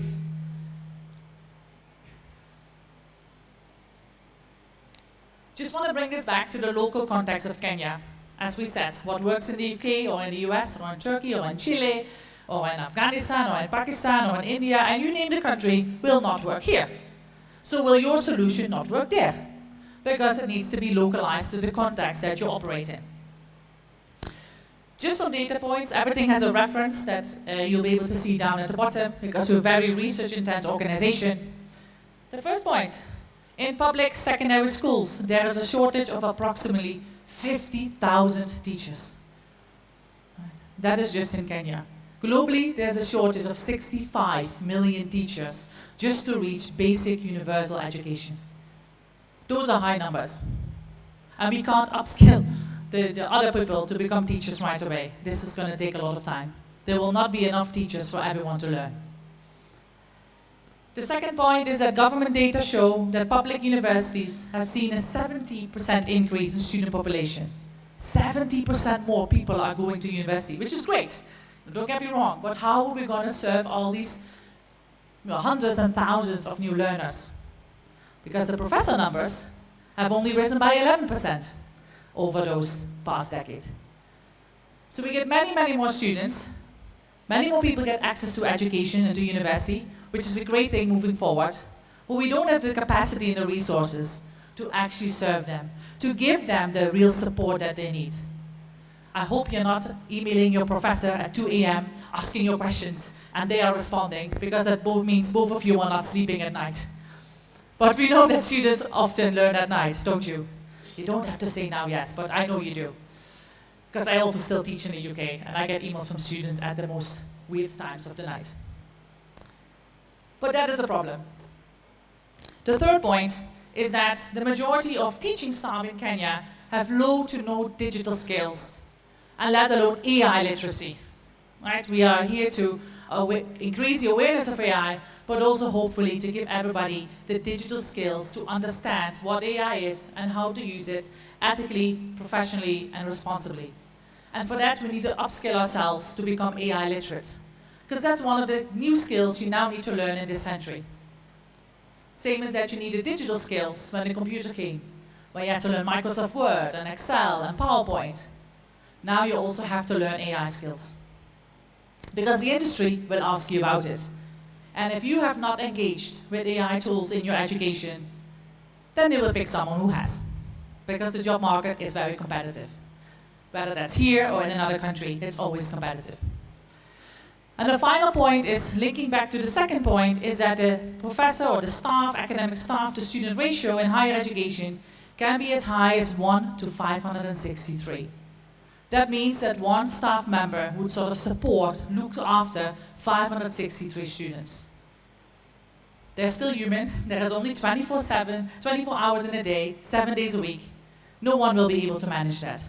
You can't support the students on a one-to-one basis, understand their learning styles, and give a response to them so that they all can learn at their own pace, at the right level, so that they can become who they want to become. So these are just some key data that we need to keep in mind. And we believe that without supporting the educators, and you've seen the data just now, AI alone cannot upskill the youth. There needs to be a collaboration between organizations, educators, and students. Because if we just only want to upskill the youth, the educators need to be involved. The students can't do that alone. Because if we would just give books or videos, and if that would solve the digital skills and employability skills divide that is there in the world, it would no longer exist. Because then books and YouTube and other free resources would have solved it. So what do we need to solve it? A teacher. Right? We need an educator to guide us, to support us, to answer our questions, and to show us where we need to be and give us that support. So we first need to educate the educators. But we believe that AI can be the tool to rapidly, quickly upskill existing as well as new educators at scale across Kenya. And the words at scale and rapidly are really important keywords here. This is not something that has to take a decade. No, it will be a few years. So why do traditional educator training fall short then? Why do we need AI? Well, if you're looking at traditional training programs, there can be lots of barriers. One could be geographical barriers. They may not be able to access the program because it's in a different location. One needs to travel there. That comes with cost in terms of money and resources. You need to take maybe 2-3 days out of your busy schedule. And believe me, educators are busy. They have to teach, they have to mark, they have to provide support, and often they also have to do research and present at conferences and network with mind-like people. And then they also have to go on a training. Remember, they are also only humans, and there is 24 hours in a day. So that's one barrier. The other one could be financial constraints. It's very, very costly to implement a solution widely, make sure that everyone has access, and that it's a quality program too. Because yes, I can give you a recording, can make one tonight in my hotel room, and send it to all of you tomorrow morning. But you're going to have questions. And I won't be there 24/7 to answer them, because I have also many other things to do. So there is a big financial constraint when we want to implement and a widespread program.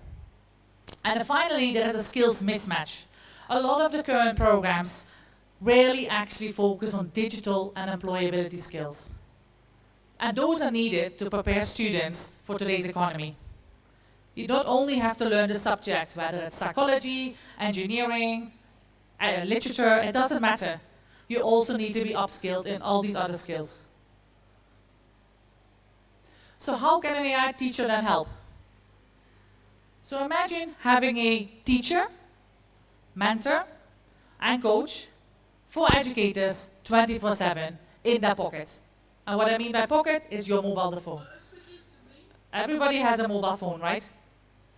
Yeah, I see people nodding, I see people waving with their phone.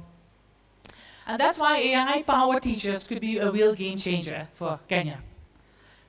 For 4 reasons, mainly. There are more, but I want to highlight only 4 for now. The first one is that they're scalable. Can reach thousands of educators simultaneously across Kenya, because they only need to have that smartphone device. It's also accessible. Training is available anywhere, anytime.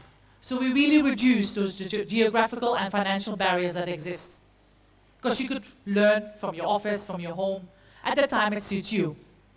Because again, remember, everyone learns at a different pace at a different time. If you want me to learn something, I'm best in the morning. My brain is fresh, I've had my cup of tea, and I'm ready to go. If you ask me to learn at night, it's not going to happen. I will forget everything immediately. And we know that all of you have your own learning patterns too. Again, an AI teacher can learn your pattern and adapt to your style. It's also cost effective, which is really important for the person who is purchasing it. We need to be managing our budgets. And an AI teacher is much, much cheaper than other implementation methods. And the final point, which is my favorite point, is it's personalized. I already mentioned everyone learns at a different pace. Some people like visuals. They like to see diagrams and charts. Some people just like to listen, like it's a podcast, like it's an audio. Some people just want to keep chatting back and forth and learn in that way. Everyone is different. And some people just want to use all of it. Again, an AI can provide that.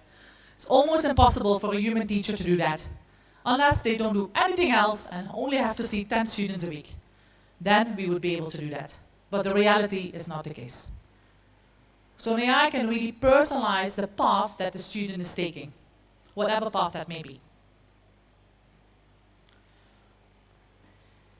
So if we want to first educate the educators, that will also mean we then educate the youth.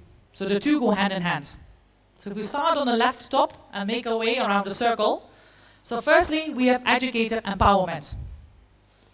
Because every educator now gains access to world-class training and AI literacy, adapted to their needs. Second point, the educator can now implement this in the classroom and the students can develop the critical skills and the employability skills that they need to succeed in the world after university or school or TVET, whatever they have done to study. Community impact. Skilled graduates can create local opportunities and businesses because now they have the skills to be able to do that. And that then leads to the final point to make the puzzle complete, economic growth. We want to increase economic opportunities, increase the GDP of the economy. And when we have reduced youth unemployment and increased digital skills and entrepreneurial activity, we'll be able to do that. So we believe that an AI teacher sits at the cornerstone of all of that and touches all of these points, and probably many, many more. Another point that is really important to touch upon is internet and connectivity. We have developed technology, it's called Edge AI, so EDG AI, which makes it possible to run our AI teacher on your device without being connected to the internet. Well, let that sink in for a moment. Without being connected to the internet. Okay? So you access the application firstly online to make sure it can run on your device, so you download it. And then you turn off the internet. Once you have logged in, you see the lessons that your educator, the government, your mentor, your coach, whoever it is that your educator has assigned to you. Any topic, biology, chemistry, engineering, literacy, you name it, the AI will teach it. And you can do your lessons. You can ask questions to the avatar. You can clarify your doubts. You can now just raise your hand and interrupt her, usually the AI teacher is a female, and ask her questions. So if you may be a bit shy and you don't want to raise your hand in a big classroom or big auditorium like this, which can be very scary, you can now just ask. It's a safe environment where there is no judgment. So you can learn anything you want and delve deeper into what it is that you want to learn. And the same holds true for the educator, because they can again keep upskilling themselves as well without the internet. So what does that mean? We have access to the software. The system is optimized so that it can run on your local device. Now it's not 2 gigabytes in size, because no one has that space on their phone, I think. I certainly don't. And also, you don't need the latest new fancy device. It runs on any standard Android iOS system. So whether you have access to the latest systems, whether you work at a university, or whether you're a teacher in a remote rural village, somewhere far away from Nairobi, you can also learn and upskill yourself and then upskill your students. This is just an example. There are many different versions of how our dashboard looks like. So you see the avatars in the middle, and as I said, this is not the Kenyan example, because we haven't made that one yet. We need your support. But you see the avatar in the middle, you can ask your questions, you can raise your hand, and you can optimize it to your learning style. Many people in the world globally have a learning difficulty or neurodiversity, meaning there is some difficulty for them to process content, or the grammar or spelling may be a problem, so dyslexia, ADHD, autism, and you name them. There are so many. And often they comorbid, which means they happen together. So it's very likely that someone has ADHD may also have dyslexia. And these often get undiagnosed because of the stigma that happens with them. But you as a learner often feel there is something that's not, well, people say it right. I think there is no right and wrong when it comes to learning. But that's what society tends to say. You're learning not in the right way. Well, what is the right way? So with the AI, you can choose your learning style. You can adjust the colors, the font size, the font type, the speed at which the avatar says. You can slow her down, speed her up if you want to, if you're a quick learner. It all depends on your learning needs. It's all customizable to the individual learner. And of course, you can save everything, you can change the avatar, you can change the background, anything according to what you like. And I just want to touch upon a few results that we have had. As I mentioned, we're very research-driven. You can find quite a lot of our research either on our website, or you just type our names in Google Scholar and you find our publications. And this is one study, or a project we did for teacher training in AI last year in 2024. So these teachers were upskilled in a variety of topics using our AI. They had a set time to complete all the topics, but they could learn in their own pace, in their own time. So some learned during classes when they had a break, some learned during their commute to the school, some studied at night, in the morning, again, whatever suits their needs. And this showed, this has been recently published, this showed that 68% of the teachers completed the course successfully. And what we mean by complete and successfully is they did all the modules or units or topics, whatever word you want to allocate to that, completely, so 100% completion. All right, they didn't stop halfway through. So 68%, and that's a high number. Why? If you're learning with massive open online courses, so MOOCs as they call them, or any online course, what you'll see is that on average the completion rate is between 4 and 14, sometimes 17%. 4 to 17. This is 68. Okay? That's at least 4 times more than average. So that's the first finding we had. Secondly, we asked them a short survey, and 2 key highlights that came from that. Survey was anonymous. Was that 95% of the teachers found learning with OAI very useful. And when we looked at the qualitative questions that we asked them, and some actually were happy to come for a one-to-one interview, which was really lovely, said they found it useful because it was an open space, there was no judgment, they could ask all their questions, and they could learn in their own time and pace. And the final fact, what we found was that 73% would like to continue learning with our OAI teachers other subjects and continue upskilling in the issues that they saw the students were facing and generally things that they were interested in. Some even not related to their profession, but things they just wanted to know more about. So that was a study we did with teachers. And now I would like to show you another study we did with students. And this is the latest data. So remember, 68% of the teachers completed the program. Where we did with students, the latest batch in January 2025, completion rate was 95. Could also be subject knowledge, because that's also a skill. Can also be technical skill. If you need to know more about the content of your technical subject, you can learn with AI. And then at school, you do the practical stuff. And we lost the slides. The E stands for efficiency, which is efficient tracking through accurate data collection. Data-driven decision-making is becoming more and more important, now more than ever before. We have access to a lot of data, and our AI, when you learn, also saves all your data. By the way, we don't train on that. Okay, we're not OpenAI or any of the big models. We don't train on your data. We use it to optimize your experience. And the aggregated, so the combined data, gets back to the educators, the universities, the governments, the NGOs that we're working with, so they can follow the progress of their students. And see, oh, it seems that students didn't really get this topic. Let's delve deeper into this in class. Or let's make a subsequent lesson on this, because this seems to be an area people are struggling with. And you can now identify all of that with AI.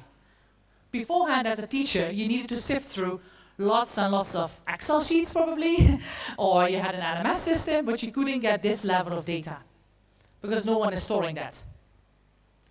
And the final part is access. A, access to unconnected regions. And that's true, as I said, being able to run the AI without the internet. So it doesn't matter where you are, you can learn and upskill yourself or your learners. So just a little bit more detail on that. Skills come through the AI tutors, as I mentioned, that can teach any skill, any subject, 4 times higher engagement than any other system that's out there. Efficiency with our data analytics, also on an individual level if someone is interested, but most likely on a scale of the entire cohort or the entire program. And as I mentioned, access without the internet. And on the top left, I'm not sure how visible it is, but we're happy to share the slides afterwards. You can see just a few examples of some of the other avatars that we've been using. Again, tailored to the local context where we are operating. And at the bottom is just a glimpse of the dashboard where you can get all the data and where you can create your lessons. One of the final points before I close Going back to our original question, should we embrace AI to teach and upskill educators and youth in Kenya? This is what two big countries in the world are currently doing or will do soon.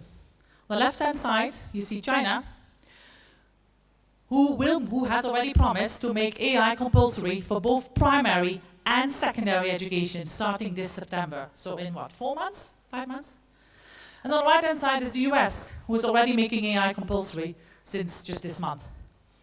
Lots of countries are taking very quick steps to move forward to educate their citizens to become AI literate, to get the skills they need in order to survive and to compete in the global graduate world that's out there. And we believe that Kenya should not be left behind. So my call to action is threefold. Please, if you're a student, I know there are quite some students in the room, please don't wait. Previously we saw some of you raise your hand, you're already exploring, but not everyone was. So start exploring AI tools, challenge them, prompt them, satisfy your curiosity, and just question them as well. But remember, when you're using open frontier models, do not put any personal data in, because that data will be used to train.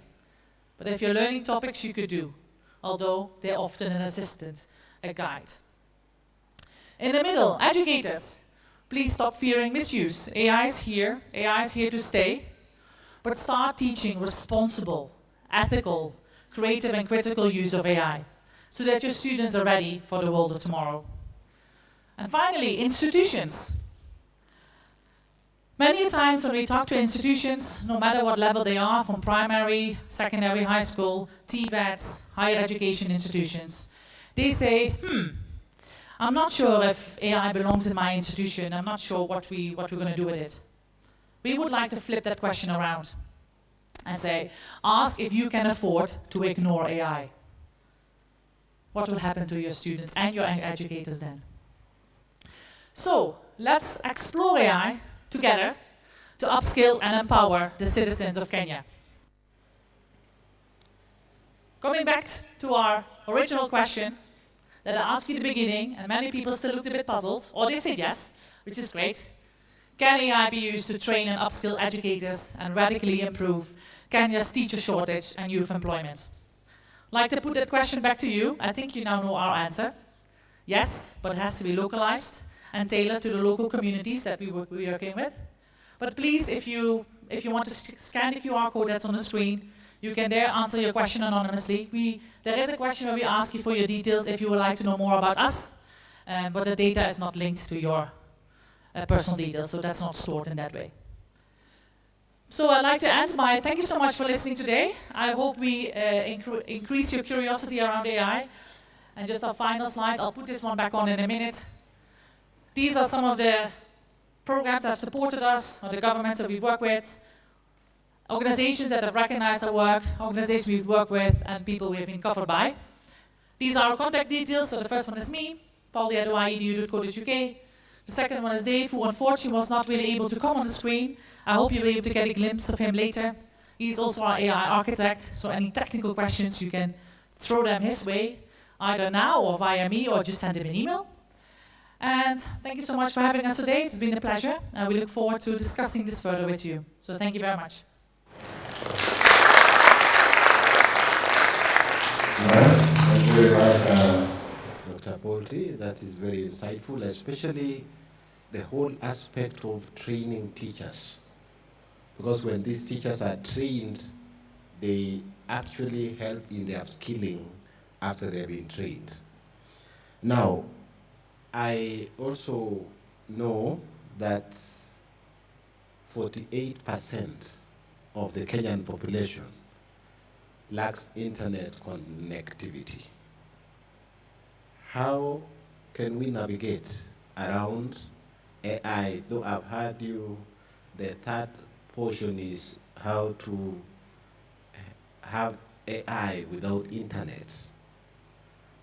But I have in mind there's the very remotest parts of this country where there is the abject poverty, lack of basic needs, resources are scarce, but they still need to be upskilled, they still need to be trained so that they come to speed with artificial intelligence.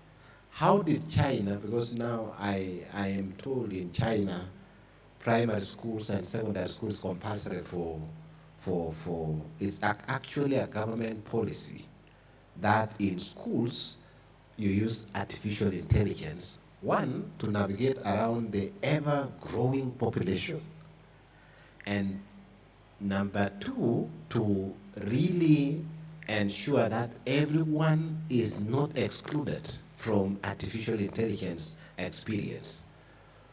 So that the whole aspect of losing some talents which, talents which are already there, potential that is there, is minimized. But in a country like ours, we are still grappling with issues to do with, we are now transitioning from the knowledge-based curriculum to CBC, where we are emphasizing on competencies. And one of the challenges is, one, the teacher preparedness. The thing has been rolled out, but the teachers are ill prepared for the implementation of that. So we are not even talking about AI, we are talking about implementing CBC in the current state. Then number two, there is the aspect of internet. It is still a nightmare in our country. And then number three, the aspect of infrastructure. It is not developed. So how do we now, because one of the things that you have come up with as a way forward is to customize, to localize the aspect of AI, because what works in China, what works in China, what works in US may not necessarily work in our country. Those are my concerns, and ladies and gentlemen, you can also prepare your questions so that I realize now we are eating into the lunch break, and so you organize your questions so that you are precise, concise, and to the point as she answers. And I know the other presenter is also online. You can help us in that particular manner. Thank you. Dave, can you hear me? I can hear you, but I don't think the room can. Maybe you can switch off you can mute yours. If I mute me here, then he can't hear us. Oh, he can hear us. Okay, I'm going to stand up in the middle. Dave, I can hear you, so I'm going to just repeat the question to you, and then you can answer, and then I'll going to give a concise version to the audience, all right? Because I'm not able to project you to the speakers. Question. Okay, the question was, there's threefold. Kenya has implemented a CBC curriculum, a competency-based curriculum, but the teachers are not ready. They need to be upskilled. So how can AI help there? Secondly, what about intellectual property and intellectuality in general? Thirdly, how can it be accessible? And how can, when we said China and the US already implementing it, Kenya is different, of course a different country, so that's actually a fourth question. How can it be different from what they're doing in the US and China? Did you get that? I'll answer one by one. Can you guys hear him? Okay, they can hear you, so all yours. Okay, fantastic. So it's absolutely great to speak to all of you. Slightly sad I couldn't be there, but let me not waste any more time and let me answer each of those questions. So firstly, a lot of the esteemed speakers today have also said, and rightly said, AI is a tool, it is not a replacement.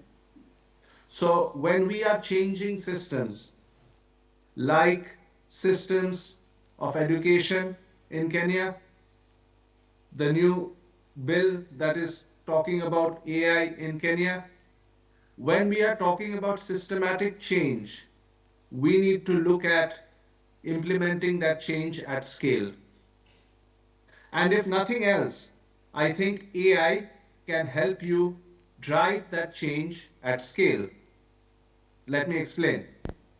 For instance, you could train all of your teachers one workshop at a time, one village at a time, one institution at a time, one city at a time. Or you could implement AI tutors, AI systems, content projected by AI, and scale at a much faster level.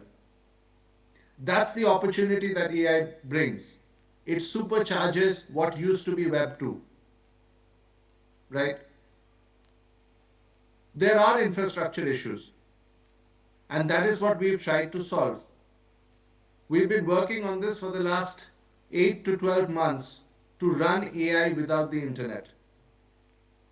Just like it's very difficult to set up new schools and get all of the teachers in, and instead sometimes we can solve it digitally. Similarly, it is very difficult to set up new towers and systems of internet.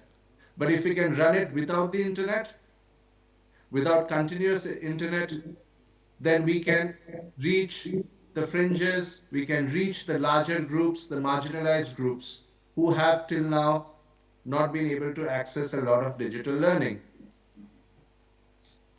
But the main point here is, and I'm now touching on your role, right?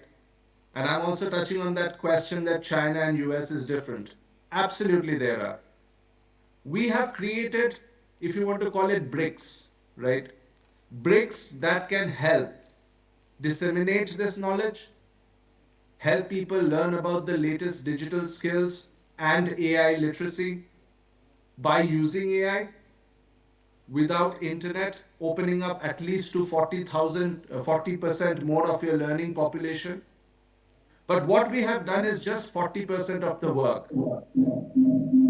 For us to make it 100%, we invite you, and more importantly, I hope you invite us, because you know Kenya better than us, you know your systems better than us, and only together can we build the final system that can help implement everything that your nation wants and needs, and perhaps project you as a nation as in leading digital skills and AI power at a time when we still know that Africa as a continent has the least AI literacy. And that's the opportunity. We also work in Vietnam, and they jumped straight to the mobile phone. They never had landlines. That kind of thing can be done. Let us not look behind. Let us look at how we can jump and become at the forefront of the world. Thank you. I hope I was able to answer that question. That concerns. I think we will take a few more questions. Our professor is still online, and I hope he will pick those questions. Please, who is ready? Yes, there are two here in front. There is one there, sister. Then there is another one there. Quite a number. Okay, let's begin from where you are. Very quickly, and please, the question should be as short and precise as possible. My question. We can't hear you. I think.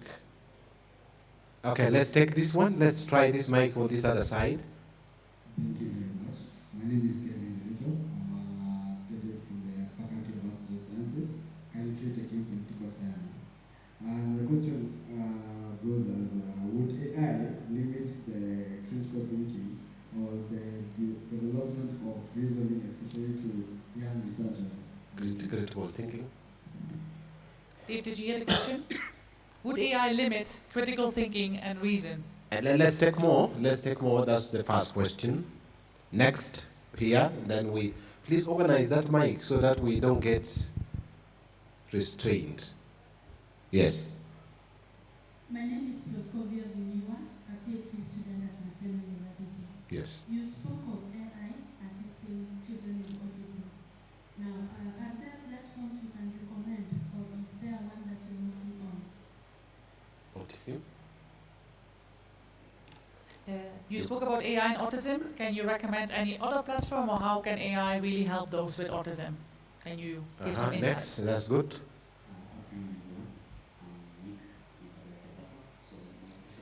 Which university? Yes. This year, I stopped being a teacher taking a sabbatical. So I was teaching using the Cambridge system, and I was teaching students who are going to go for teachers. So they have to spend a full couple of years before they come to the education. So and for as a teacher, it was very much struggle for me. Number one, handwriting. Number two is then understanding from English to Arabic, right? And Somali backwards. So I had to from verse to verse. So for me, it is how can such a challenge be approached in terms of such a teacher and AI approach? You have to adapt to this thing when you be able to end up offer the education part. Okay. People, just repeating that for you, I'm not sure if you heard. How can AI help with different languages? So in this case, was English and Arabic, and also handwriting. Okay. Yeah, then the fourth question now. We have taken 3 so far. Sister? Okay, I'm Sister Anne from the Faculty of Business and Economics. Yes. I am an entrepreneur and I'm really working with youth. I'm carrying a research on how to empower these youths owning enterprises. And the most issue they have is maybe market share, getting markets. And as I hear you saying, we have this EBT AI, where you can connect where there's no network. How fast is there that apps here, especially in Kenya, where the network connectivity is a problem, especially empowering these youths as an entrepreneur? Thank you. Next, sister? Good afternoon, Sister Dr. Madeleine from the Faculty of Education. Two things. I know that AI cannot take the place of interpersonal communication. So how do we do that, especially with the young students, with our young teenagers, young people? Then the issue of values, because maybe that would be a fear, because AI cannot do that. So if we are, I appreciate that in terms of scaling, in terms of accessibility, fine. But what happens to these important aspects of our lives, like values and this interpersonal communication? Thank you. Okay. Yes, there. Gentleman. Good afternoon. My name is Wayne. I'm a student for computer science. I have 2 questions. The first question is, as a student passionate in artificial intelligence, how can I be part of projects that apply AI to improve education and skill training in undeserved communities? And the second question is, would it be possible for students like myself to collaborate on an internally basis students are planning to scale in Kenya? Thank you. Okay, I think we can answer those ones, and then we take a few more as we bring the session to a close. All yours, Dave. So, thank you so much for the questions. I'm just going to double check so I heard them correctly. The first one is about limiting critical thinking. Is that correct, Polly? Yes, correct. And reasoning. Okay. But Polly actually gave a talk on this the other day. So, Polly, I would like you to obviously join in. But what I would try and say to this is this, right? There is this movement of thought where people are saying that AI limits critical thinking. I say the opposite. With the advent of AI, actually, we've come back to the 3 C's of life. And there is something called cognitive sort of explosion in terms of the opportunities we have. Polly, you can take the latter part. I'll just talk about the 3 C's. Today, because of AI, we can literally talk to a machine. You don't need to know, extensive amounts of codes. It's becoming more democratized, right? You can ask it to create poems, you can ask it to create reports, you can ask it to create anything. but the output of the machine is correlated to how you communicate with it. All right? So if you communicate badly, it's going to give you a bad output. Okay? That's fine. But the second C here is critical thinking. Because today, you can have 10 different essays, right? Or 10 different answers, or 10 different reports. But the human being has to critically evaluate which is the correct report. And that is where critical thinking actually amplifies. Because today, unlike a couple of years ago, we can have numerous to innumerable amount of outputs and solutions. And we have to decide which is the best one. We have to decide from a rich collection of possible outcomes and choose the best one. I think in that way, it actually amplifies our need and ability to critically think. Polly, do you want to add something to that quickly? Yes, thank you so much, Dave. Indeed, we believe that, oh my God, we believe that AI can enhance your cognitive abilities. So Dave already mentioned the 3 C's: creativity, critical thinking, and communication. But it even goes beyond that. And as a psychologist and neuroscientist, we really strongly believe it amplifies your cognitive abilities. And what we mean by that is the AI can be a sounding board. It can be a person of debate. It can give you a different perspective. You can just do a mock trial with them. It really can open up different perspectives that you as an individual may not have thought about. Because of your background, your experiences, because you're just so in the subject. We often don't see the world around us anymore. So AI can really enhance that. Dave, I'm going to you for the next question. I'm going to take 2 questions at a time now.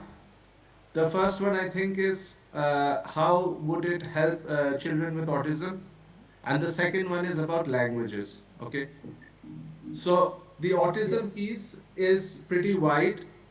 I would urge you to talk to Dr. Ottomans and Kritzia who are there in the next break because it is very wide. But let me answer that question for the audience anyway. When you have a neurodiversity, autism, dyslexia, dyspraxia, a combination, whatever, right? The answer to your learning needs is equal to personalization, right? It has to be personal to your needs. And there is no system out there that personalizes more than AI because it can understand what you're saying, it sees your data and patterns and it improves how it works as you learn more and more with it, and it can give each and every individual a different experience. So from that standpoint, if you view at on how to help a specific group, personalization is your foundational block. Okay, so that's the first one. The second one is about languages. Absolutely, languages is a key, and I absolutely agree with all of the esteemed speakers before. I think there was a little bit of a back and forth on one question about Africa-centric AI. I think that's important as well. And that's where language comes in. And it's just not about language. That's where values come in. That's where your culture comes in. And the last time I checked, this is January 2025, give or take, and a couple of months before that, we checked this data from MIT. So about 4 to 5% of the data used in the other foundational models out there come from Africa. Only 4 to 5%, right? And that's a problem. But how do you solve that? You, of course, gather your local values and your local dialects and your languages, right? But the way to do that is to start and implement and provide these solutions with partnership from the government, from the UN organizations, from experts like us, and to put it out into the community. Because when it goes out into the community, when they interact with an AI tutor, right?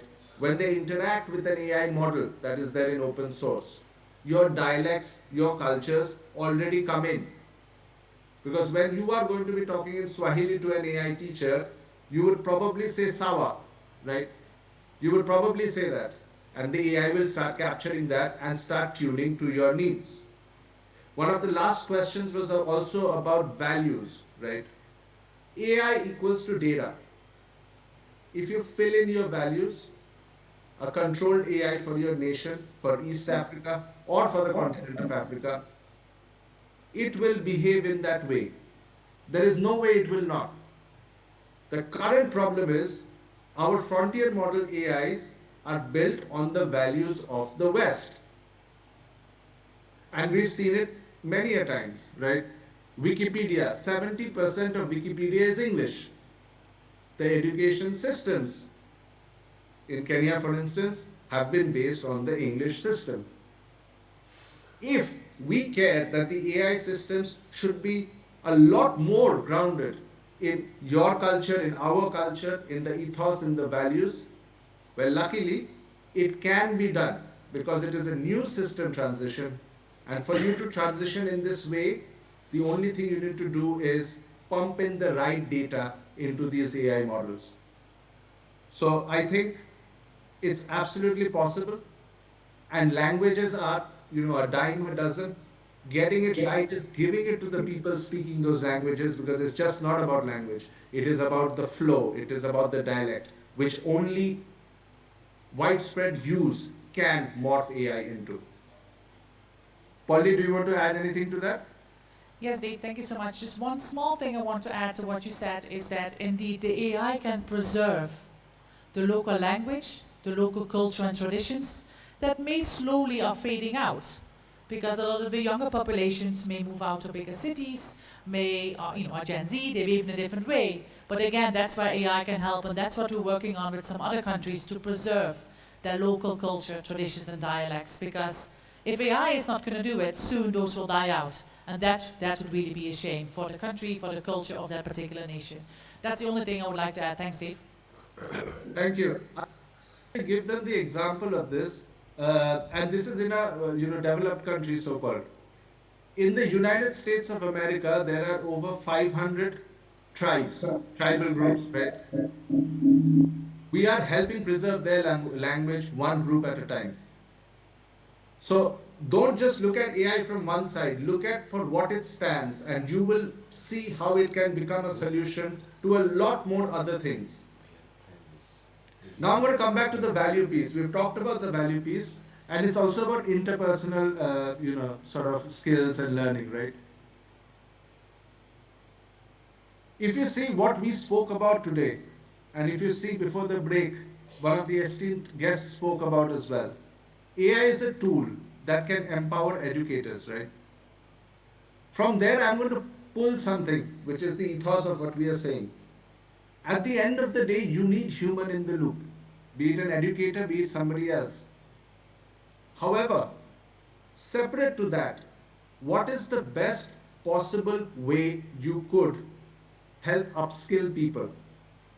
We believe it's AI because it's personalized. It is not a cookie cutter approach. Everybody doesn't see the same video. They can speak to it. It is conversational and it understands you. So can we take this to amplify the work we were already doing and still look for gaps where the human in the loop can come and support? Example, the last leg of values, keeping people interpersonal and social. I think if we utilize that very cleverly, then we can amplify the reach, we can amplify the access, we can amplify the personalization, and then the humans can really top that up where they can add most value. And let me just help you imagine that as well. If you have 200 students and one human teacher, they can talk to them once in a while, right? Personal, ethos driven, but once in a while. In a week, a student may get, if you break it down, a couple of minutes from that human. If we bring AI into the system, every single student gets access to knowledge 24/7. And the human continues to give the ethos and the interpersonal advice in a more freer way, because a lot of the mundane has been taken away by AI. And it's always going to be that combination of human and AI that's going to win. AI is not here to take everything away. AI cannot do anything without the human being. And AI is the tool that, if used correctly today, it can amplify any society, any group of learners, any nation. Polly, I don't know if there's any other question or if you want to jump in. Dave, there was actually one question asked by a student here at the university that we haven't answered yet, so we're just going to read out that question again. How can I be part of AI projects, maybe even one of yours? I think the AI in Kenya move, the previous speaker spoke about, I just looked at their website while he was speaking. That's great. If you want to get in touch with us, just email us. Our email should be on the slides. Polly, if you can just put that up again, right?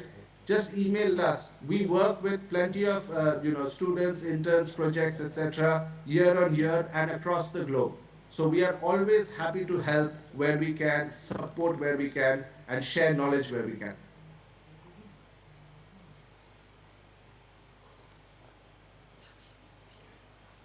So thank you very much. I think that is adequate enough. We are running short of time, and wow, I can see several hands with a lot of anxiety.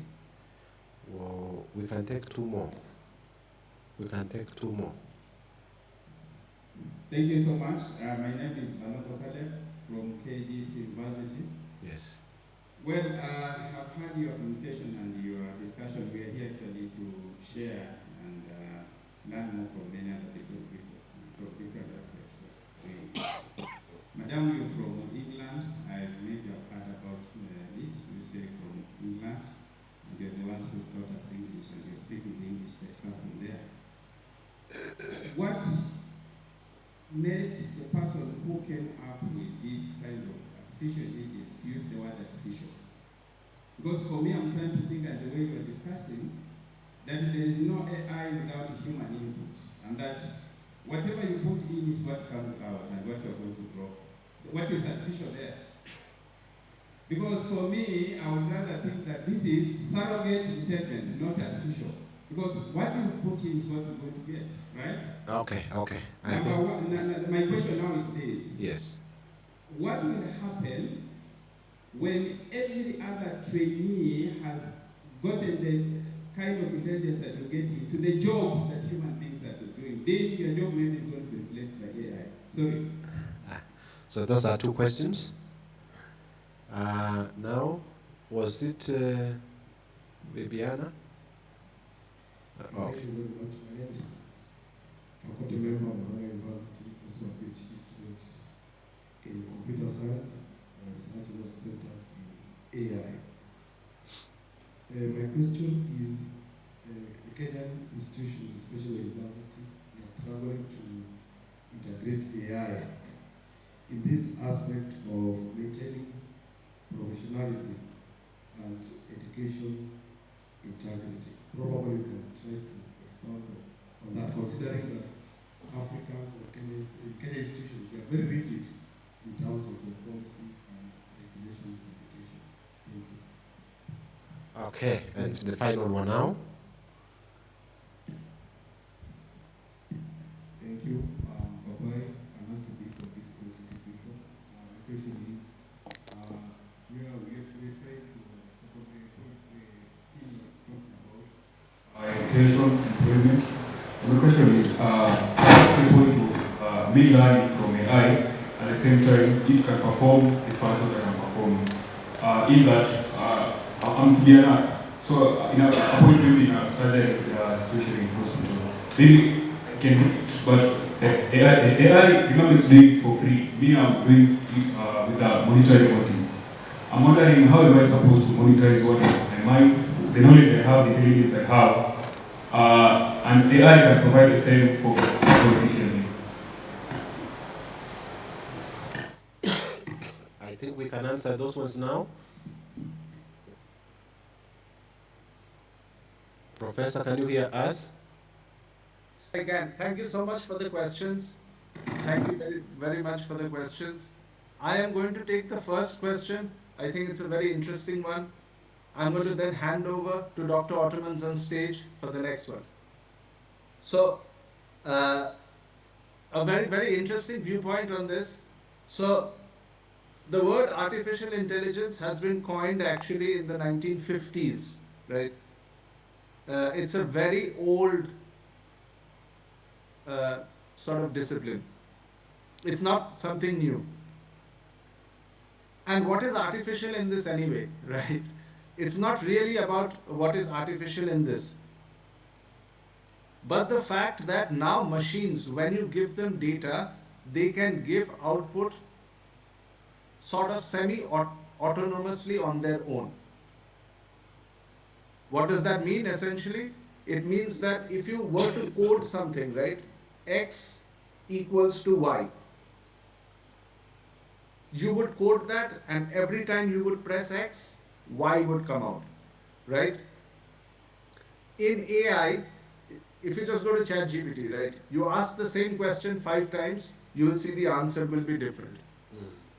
So where the answer comes from, and this is just generative AI. AI is wide, that's a separate conversation, right? Machine learning, deep learning, etc. But every time the answer comes out different.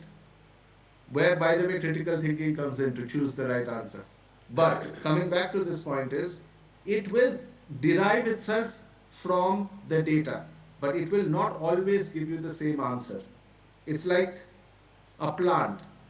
You are growing the plant with your data, but you don't know if this year the tomatoes will come out on the right, on the left, all throughout, small or big. That's the difference of traditional computer science versus AI, right? And what we should focus on is giving it the right data we need. That's the first point. The second point is, AI is a tool. It is not like, okay, generative AI, let's talk about that. Everybody's trying to focus in on that, I think. Generative AI is a tool. It is not a Microsoft Excel. It is not. It is something like the internet or like electricity, okay? When electricity came, everybody moved away from oil lamps, right? And slowly, apart from bulbs, it gave you TV, it gave you air conditioning, etc. AI is the new system of power. So you have to think of having one of yourself or being able to understand it well enough. Otherwise, your dependency on those who supply that to you is going to become high. All right? And about the job losses, yes, AI is going to create job losses, right? It's going to create transitions. But not knowing AI, not penetrating AI literacy into the society is going to create job loss without net job gain, right? If you are making your population AI literate, if they are losing a job, they can get into another job. Or they can understand what the ecosystem is. If you just say AI is taking jobs away and you're not making them AI literate, for instance, then they will only lose and not gain. That's the risk. And in the continent where we are speaking right now, that risk is lower than in the UK and US, where companies are fighting to remove people from the jobs because the cost of employment per person is higher. So, no matter what we do, we should have AI on our side. We should have some control of AI. Our people should understand what AI is. And then we can deal with the other problems as they come. Paul, you can take the next question. Thank you. Yes, thanks, Dave. Just touching briefly upon the next question, as I know we're running out of time. About AI and academic integrity. That's a question that comes up every time I think we talk about AI. Someone will ask about academic integrity. What about that? As an educator myself, as I think I mentioned, I'm also an associate professor in cognitive neuroscience and AI. Academic integrity is highly, highly important. But I urge you as an educator to think differently about the way you assess your students. Traditional exams, essays, reports are not the task an employer will ask you to do when you go into the world of work, whatever industry you may be into. I've never asked an employer in the time that I've worked in different companies to do an MCQ exam as one of my tasks. Or to write an essay of 2,000 words of theory 1 versus theory 2 and how could I apply that in a business. No, it was hands-on, we're talking to clients, stakeholders, or doing something practically with my hands. So my answer to academic integrity and AI is think about different assessments you can ask your students to do, whether those are oral presentations, whether they are actually assessments where they should use AI to produce a particular output. Reflect on that, think about the skills they are developing, and in that way also change the way they are learning. So my answer to academic integrity is think about the assessment strategy that you have, and how can AI help you with that, so that the students develop the skills of tomorrow. I know there are so many other questions, but we've agreed with Dr. Poultry that during this break we are going into now, you can personally engage. You can engage at a personal level, and those questions will be answered. Thank you very much, Professor. And Thank you, Dave. it has been quite very clear. At the beginning, we were worried because we couldn't get you, but it has worked very much. And so I think let us give a round of applause to the presenter.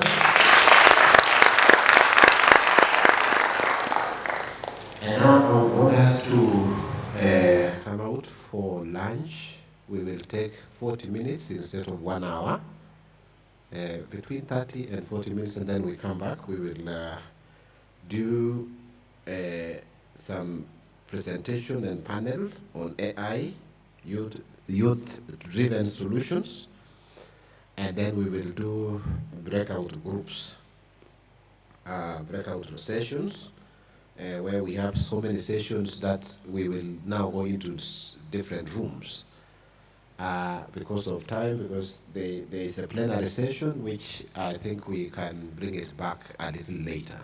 So thank you very much. It has been nice to have you during these 2 sessions, and sorry that we have taken you past lunch hour, but I believe it was necessary and that we started quite late.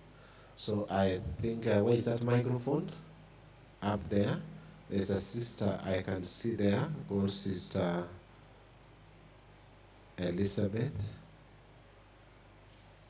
They're seated next to Carol. That is Sister Elizabeth from the Faculty of Education to bless the food, so that once you get it, so let's rise now and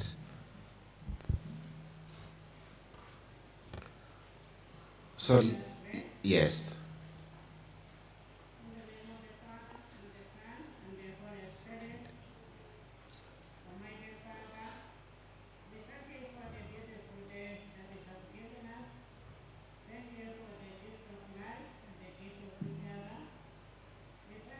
The beginning of our conference that we have started well, help us also to continue and finish it well. As we were finishing for the first part of this session for today, we ask the Lord to bless the food that has been prepared, and those who are taking it for the health of our body, and also to continue listening for the conference.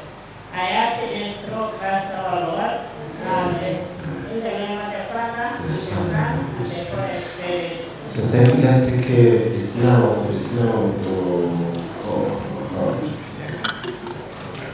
20 minutes after 2 o'clock, so we come back here at 3 o'clock.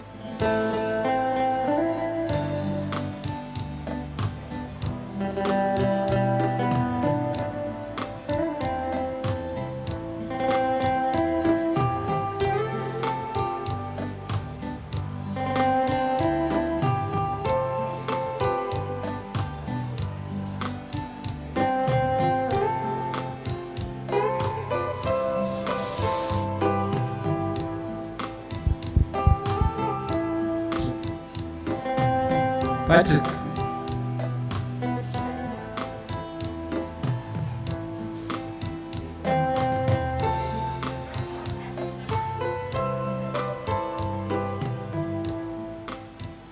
Mr. Patrick.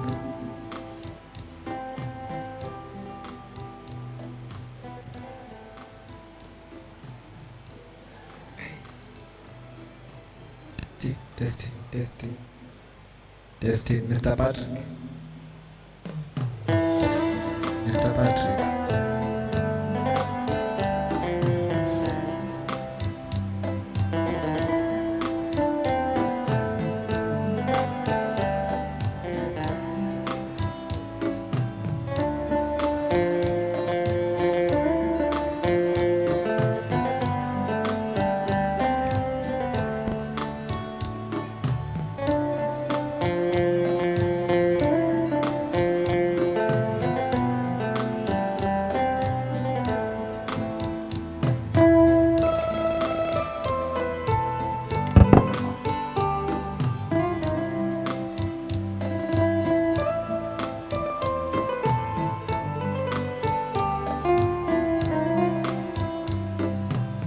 Mr. Patrick. Patrick.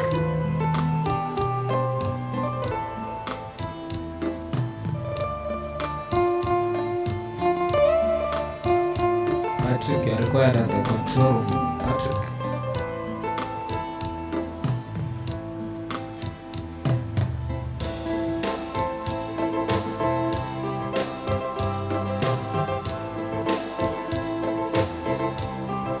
Patrick.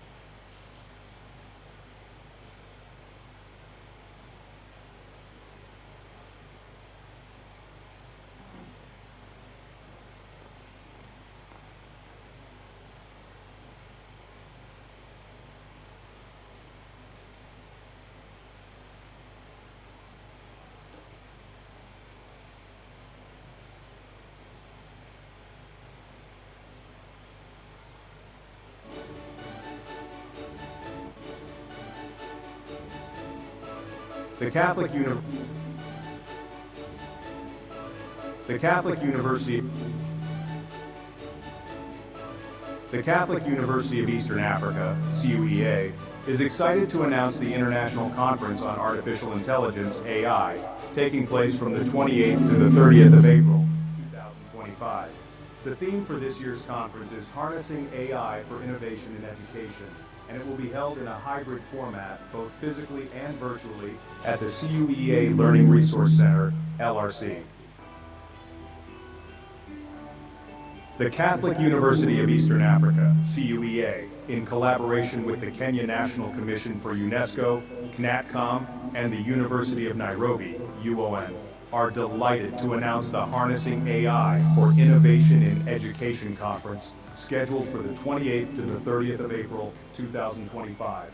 This conference will spotlight the transformative potential of artificial intelligence, AI, in revolutionizing education and advancing AI ethical practices across Kenya and Africa. The Catholic University of Eastern Africa, CUEA, in official partnership with Kenya National Commission for UNESCO, KNATCOM, and the University of Nairobi, UON, is proud to host the Harnessing AI for Innovation in Education Conference in April 2025. This landmark event will spotlight artificial intelligence, AI, as a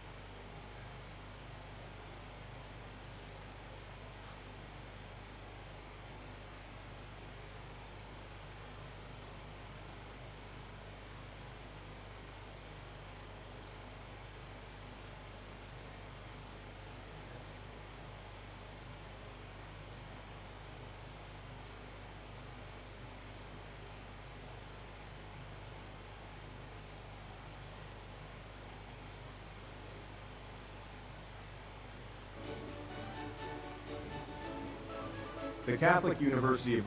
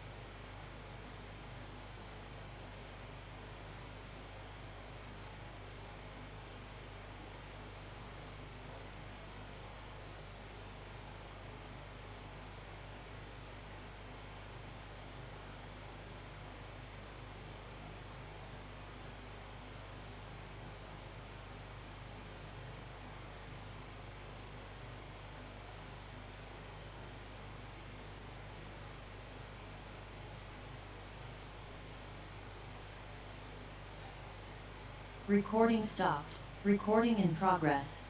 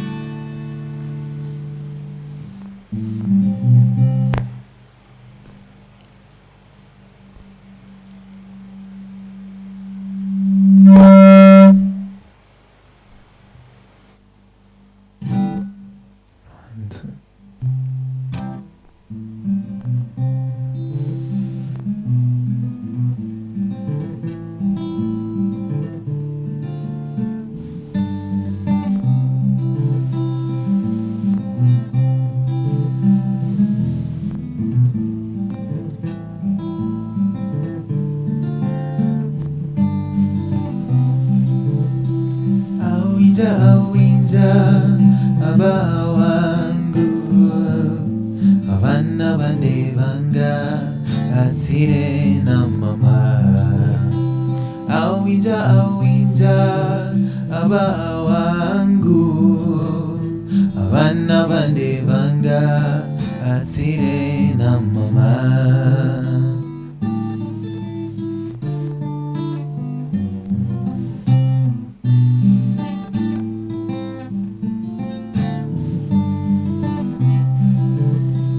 Bonjini hulinda abawangu abana bane banga atire na mama.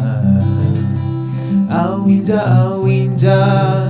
abawangu abana bane banga atire na mama.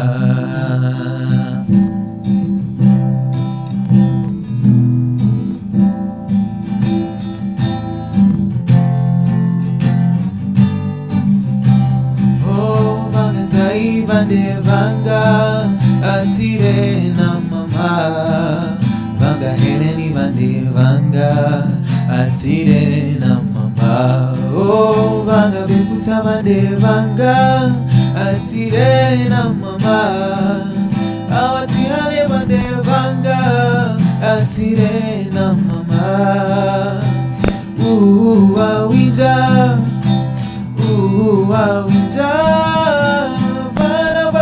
banga atire na mama.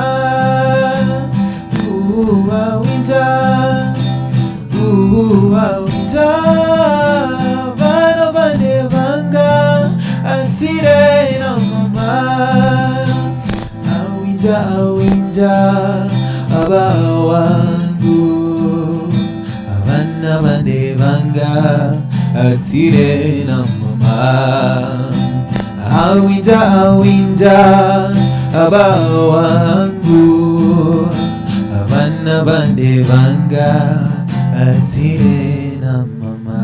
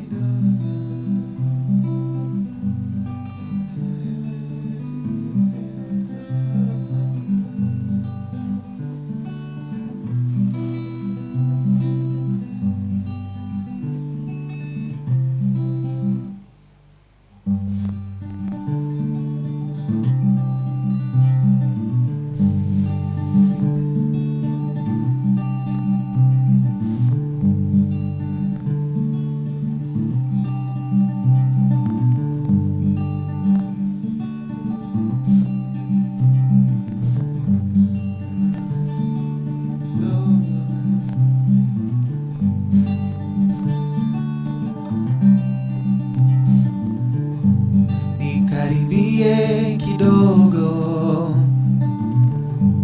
nikueleze vile wewe unavyonifanya moyoni, mimi kipofu sioni,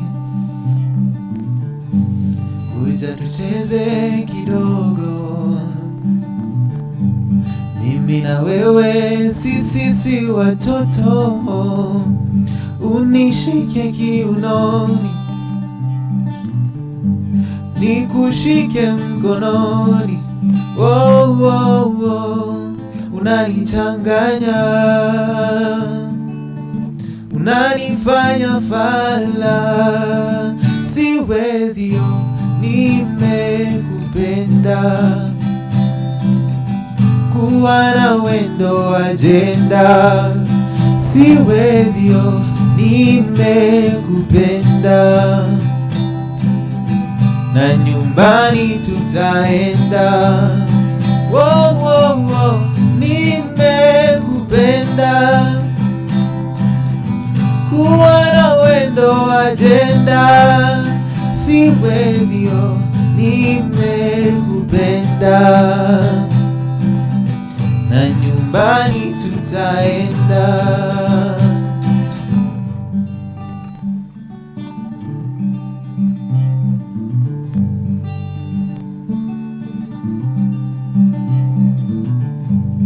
Nikaribie kidogo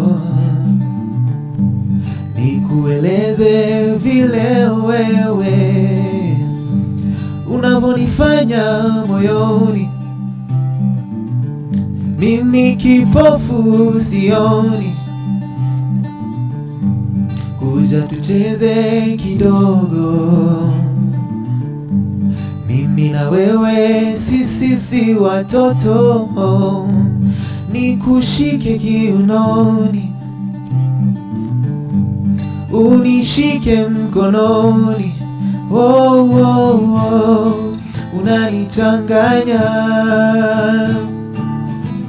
unanifanya fala, siwezi yo, nimekupenda,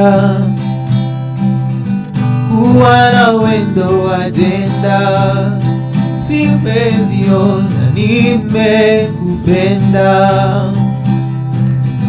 na nyumbani tutaenda, oh, oh, oh, nimekupenda,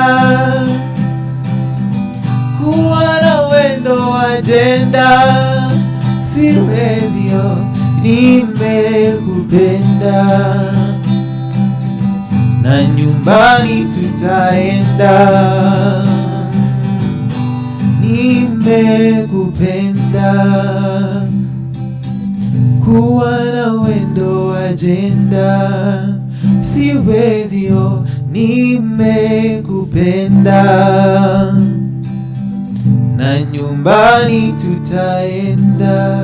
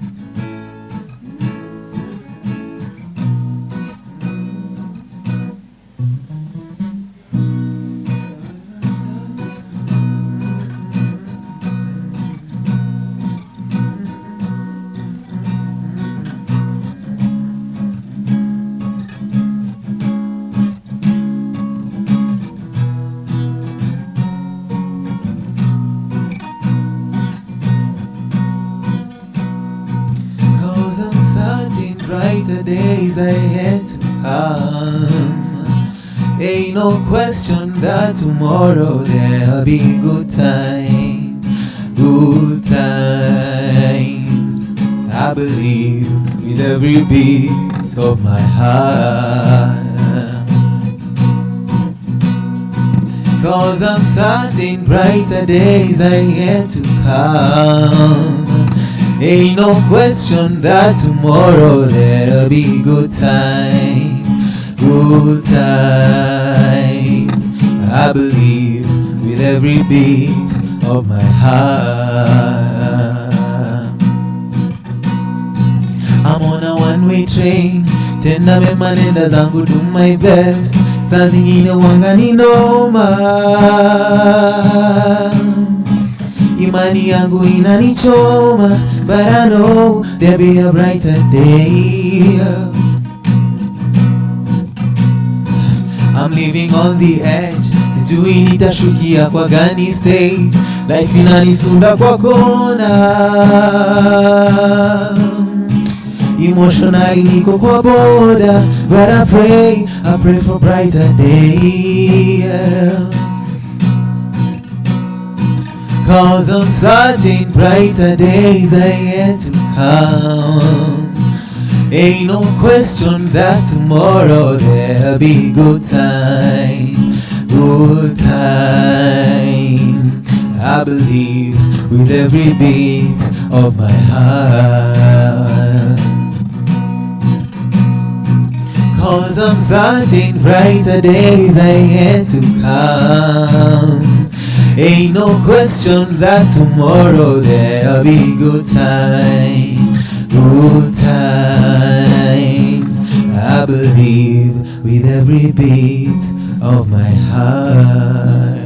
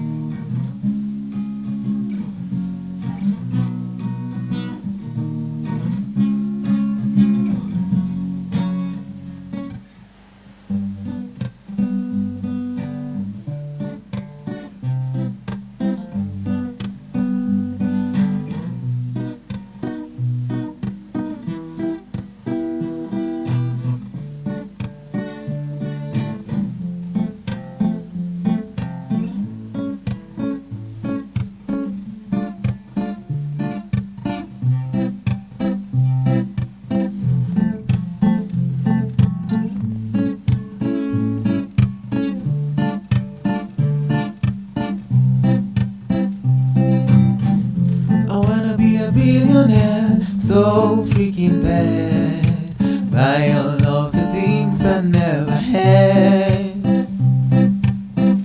I wanna be on the cover of Forbes magazine, smiling next to Oprah and the Queen. Oh, every time I close my eyes, I see my name in shining light. Yeah, yeah, yeah. Different city every night. Oh, I swear they won't better prepare when I'm a billionaire. Oh, oh, oh, oh, oh. I wanna be a billionaire so freaking bad.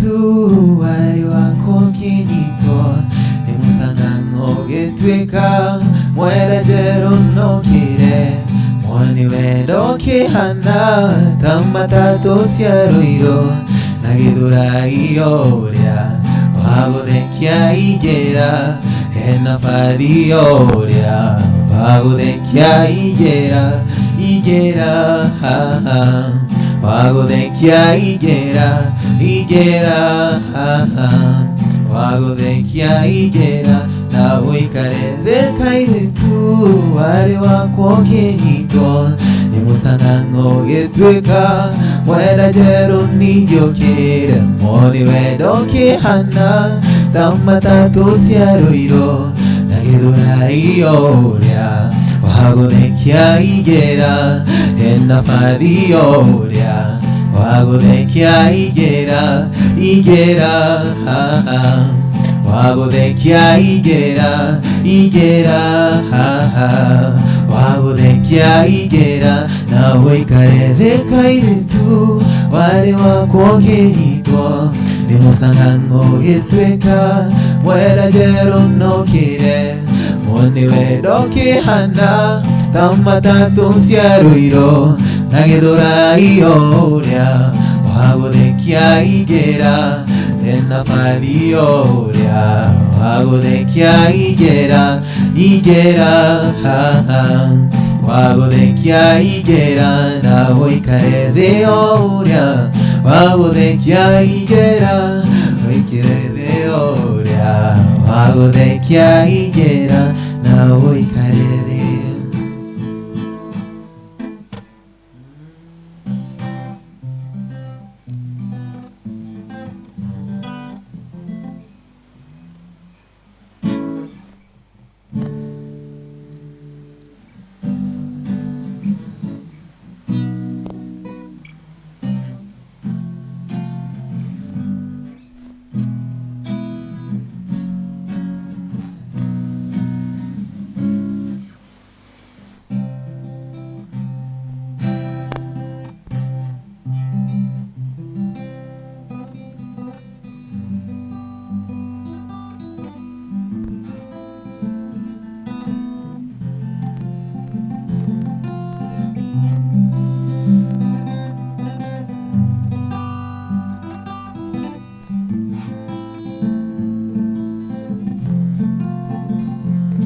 You see love makes you do crazy things.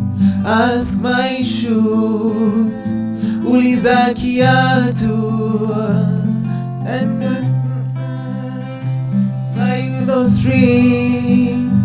Ask my shoes, uliza kiatu, masaibu ninayoyapitia kukupeleka dina, uliza kiatu na gadheri ninavyokatafuna, eti ndo tukule baga pita, uliza kiatu.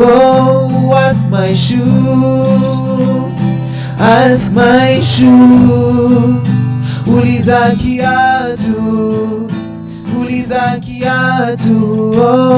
Ask my shoe, ask my shoes, uliza kiatu, uliza kiatu. Nimekopa nikupe, kumbe wewe ndo kupe.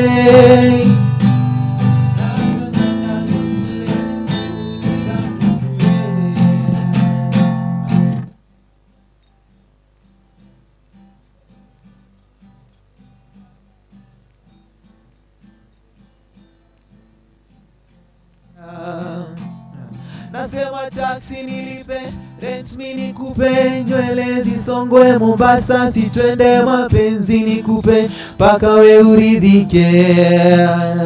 Oh, ask my shoes, ask my shoes, uliza kiatu, uliza kiatu. Oh, ask my shoes, ask my shoes, uliza kiatu, uliza kiatu.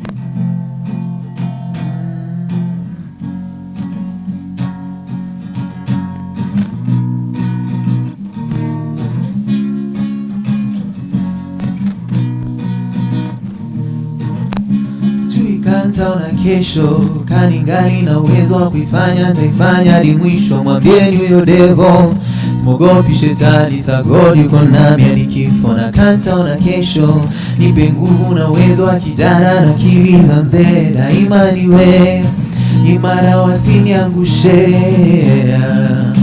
Naona saa nikimsimu zawadi toka Maulana, so haja gani ushike tamama, majaribu ushaoya, yeah.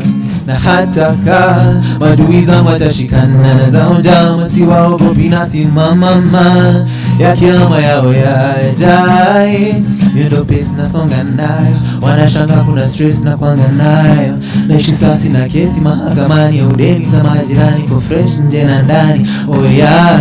Na mwogopa Mungu pekee, mwanadamu kija kuntafash, naomba Mungu mtete. Maneno yao yasiniumize, nifanye sugu wewe. Wakitry kuntisha, naomba nisitetemeke. I know you love me, know you love me, so I don't fear nobody but you. I know you love me, know you love me, nisitetemeke. Na mwogopa Mungu pekee, mwanadamu kija kumtafash, naomba Mungu mtete. Maneno yao yasiniumize, nifanye sugu wewe. Wakitry kuntisha, naomba nisitetemeke. I know you love me, know you love me, so I don't fear nobody but you. I know you love me, know you love me, nisitetemeke.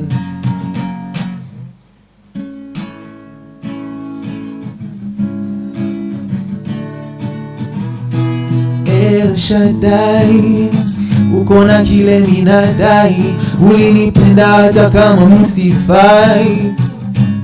El Shaddai, El Shaddai, El Shaddai, uko na kile minadai, ulinipenda hata kama misifai. El Shaddai, El Shaddai, El Shaddai, he's an awesome God. I'm any possession, awesome song, and I'm never lonely. I'm any possession, awesome love. He's an awesome God, and I wanna tell it to the world, ili wajue ni wewe. Kama si wewe basi nani? Nasikia landlord yako kwa njia anataka kodi, ni wewe utaprovide. Na nina ngori moyoni zimenijaza wori, ila itakuwa fine. Na El Shaddai, uko na kile ninadai, ulinipenda hata kama misifai. El Shaddai, El Shaddai, El Shaddai, uko na kile ninadai, ulinipenda hata kama misifai. El Shaddai, El Shaddai, El Shaddai, uko na kile ninadai, ulinipenda hata kama misifai. El Shaddai, El Shaddai, El Shaddai.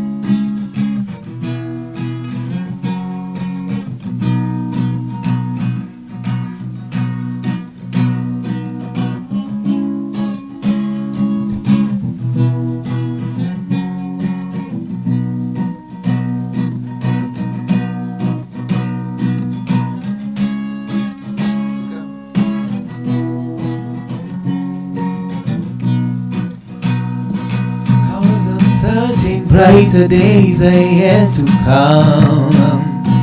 Ain't no question that tomorrow there'll be good times, good times. I believe with every beat of my heart. 'Cause I'm certain brighter days are yet to come. Ain't no question that tomorrow there'll be good times, good times. I believe with every beat of my heart. I'm on a one-way train, tenda mema nenda zangu, do my best. Saa zingine huwanga ni noma, imani yangu inanichoma, but I know there'll be a brighter day. I'm living on the edge, sijui nitashukia kwa gani stage. Life inanisunda kwa kona, emotionally niko kwa boda, but I pray for brighter days. 'Cause I'm certain brighter days are yet to come. Ain't no question that tomorrow there'll be good times, good times. I believe with every beat of my heart. 'Cause I'm certain brighter days are yet to come. Ain't no question that tomorrow there'll be good times, good times. I believe with every beat of my heart.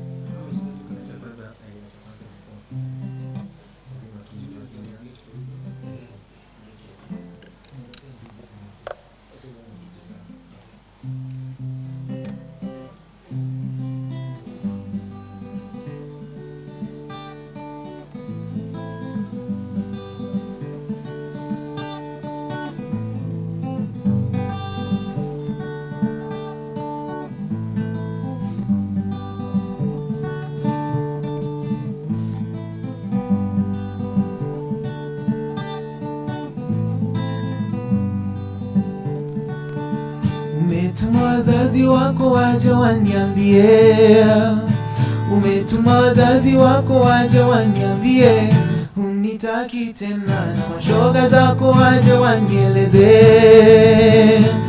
na mashoga zako waje wanieleze, ndoa tumeivunja. Siamini kuna time tungeishi bila wewe, mapenzi ya kukata na shoka yashamwagika, hayazoleki hayao, basi nenda lote mama, nenda lote mama mpenzi, unaenda nilikuenzi kinoma noma, yashamwagika hayazoleki hayao, basi nenda lote mama. Ukatuma loya wako waje anisome, ukatuma loya wako waje anisome, kuwa watoto ulonizalia kuwa watoto ulonizalia sitawaona tena. Siamini kuna time tuliapa hadharani, kanisani kwa chanda na pete yashamwagika hayazoleki hayao. Basi nenda lote mama, nenda lote mama mpenzi, unaenda nilikuenzi kinoma noma, yashamwagika hayazoleki hayao. Basi nenda lote mama, ukatuma pasta wako aje anikemea, ukasu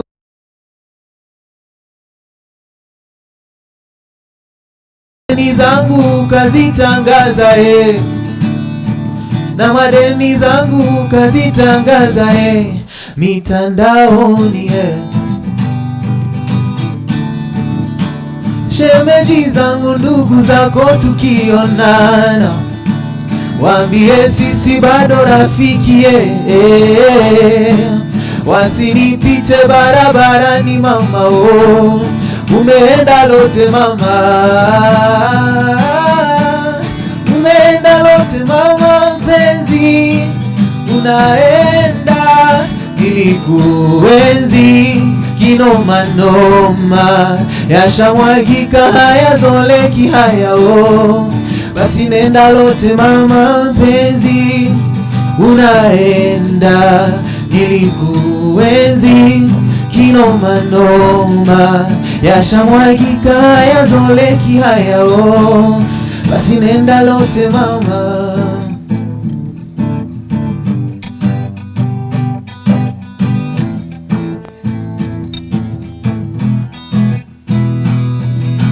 She's so insecure, she don't make love with the light on.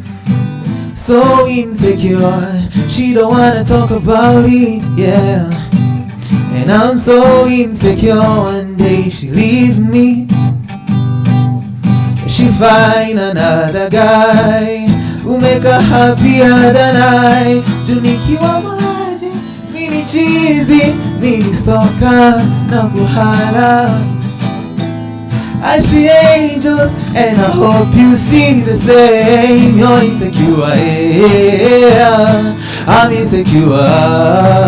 Oh baby, you're so insecure, and I'm insecure. I'm so insecure. You think like a simu ukiniacha your phone. I'm so insecure. I'm never telling you about it, yeah. You and and I'm so insecure. Me so manga message ukiniacha your phone. So insecure. I'm never telling you about it, yeah. You and a swim on a cheese show, and you never leave your house with no makeup on. But let's not talk about it. Tuchini ya maji, sini machizi, twachunguzana kipolisi. And your body is a movie, and I hope you see the same. I'm insecure, yeah. You're insecure, I'm insecure, yeah. You're insecure. Oh baby, I'm so insecure, and I'm insecure.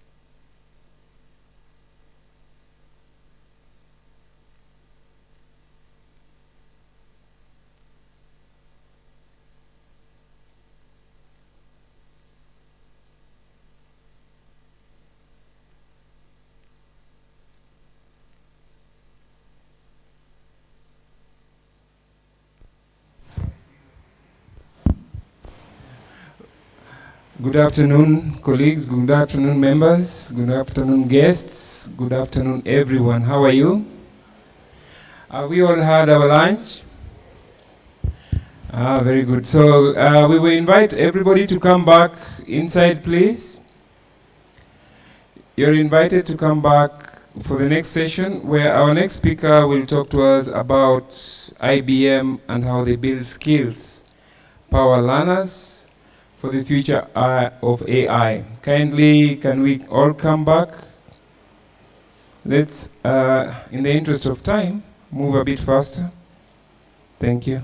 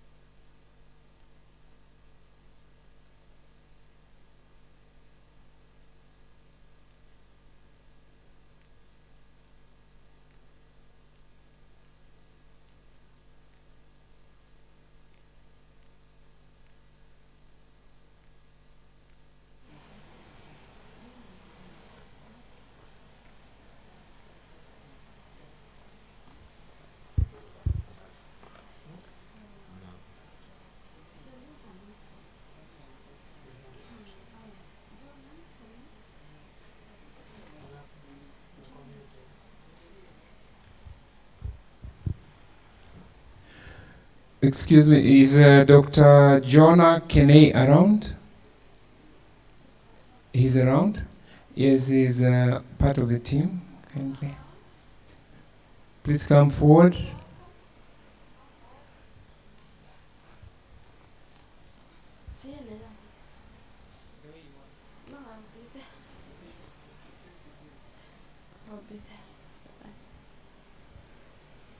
So, good afternoon, everyone. You are welcome back. And I want to believe that you enjoyed the lunch. Yes. So, I know after lunch, the body becomes like, what have you done to me? Yes. So, we have two people to keep us awake. So, may I take this moment to invite John Matogo.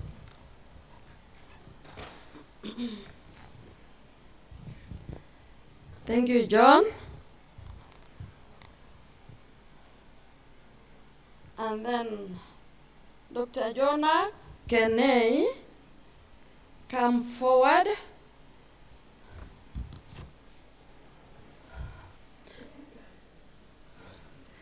At you.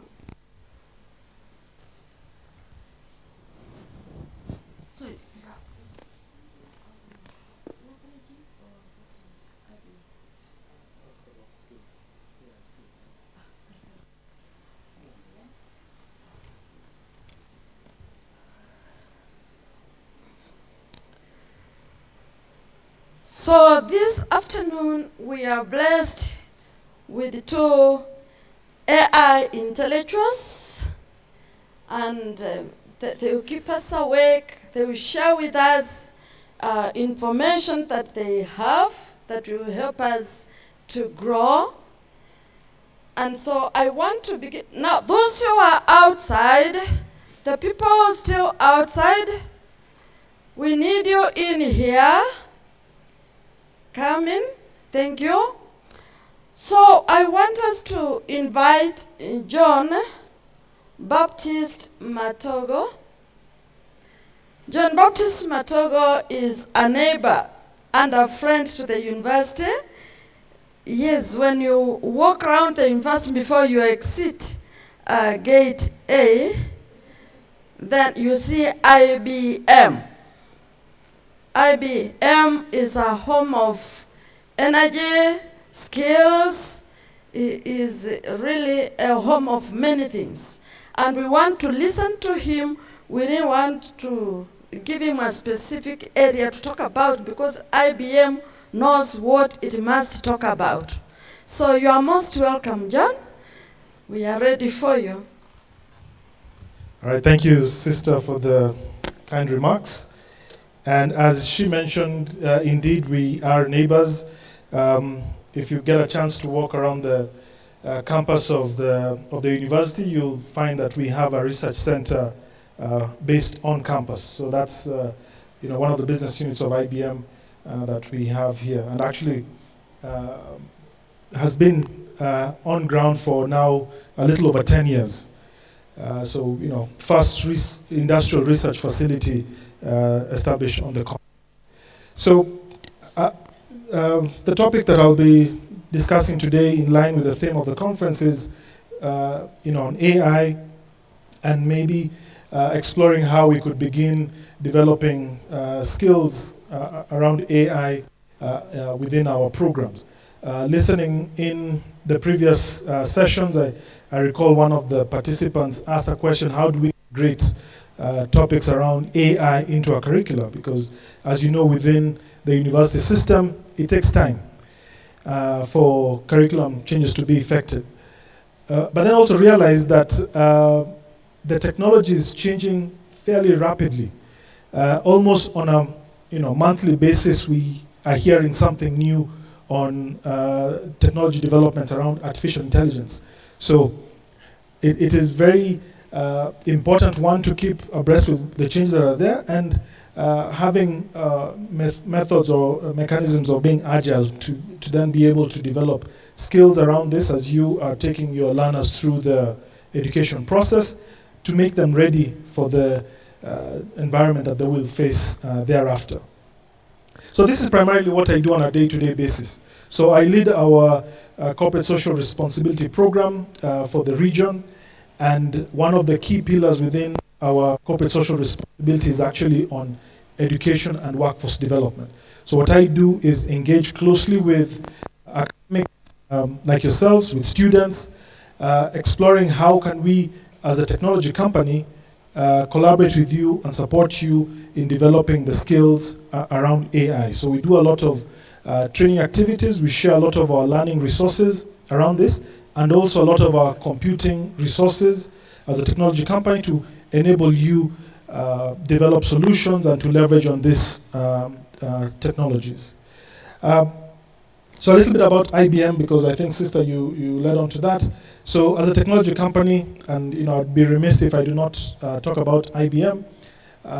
So we are celebrating 114 years of existence this year in June.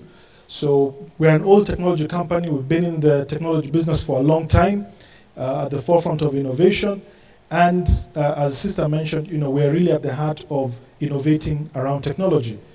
And in this day and age of artificial intelligence, again, that is now one of our core missions as a business, because on the commercial side, we are a business. So we sell these technologies to other organizations. So we're a business-to-business company, and enable those companies then achieve their objective or their businesses, leveraging on these technologies that we sell to them. So right now, as a company, our focus is on artificial intelligence. You might hear of quantum computing, and on hybrid cloud. So this is really the key drivers of technology right now. And on the skill side, what are we looking at? Because we are realizing that these technologies are disrupting someone mentioned previously, the job space. So we're looking at developing skills that would then enable people to be productive in the workspace using these technologies. From our point of view, we view AI as an enabler. So it will enable you to be more efficient in your job. We see, yes, AI will disrupt, but those who will be redundant are those who do not have AI skills. So it's important that we develop these skills so that in whichever field you're in, you will then utilize these technologies to be more efficient, to be more productive in the work that you do. And the way that we look at it, it's like a funnel approach. There will be many people who will be utilizing this technology. Most of us will be at the, let's say, the top of the funnel, where as users will be using the technology to help me be more efficient as a farmer, as a teacher, etc. And then as we go down, we are working with those who will be the builders of the technology. So again, in the previous sessions I had people talk about how can we develop tools or work with models that are more localized. So again, collaborating with you to make these technologies more context specific, more context aware. And then those who are going to be doing the hard science, those who will be doing the deep AI research, those are the ones that are working with us on the technology, developing that research. Think of it like this funnel, where we have most of the users, and then as we go further in the funnel, then we have the builders and the developers of these technologies. And we, from our programs, provide learning for all those who are in that particular funnel and the technology resources around that.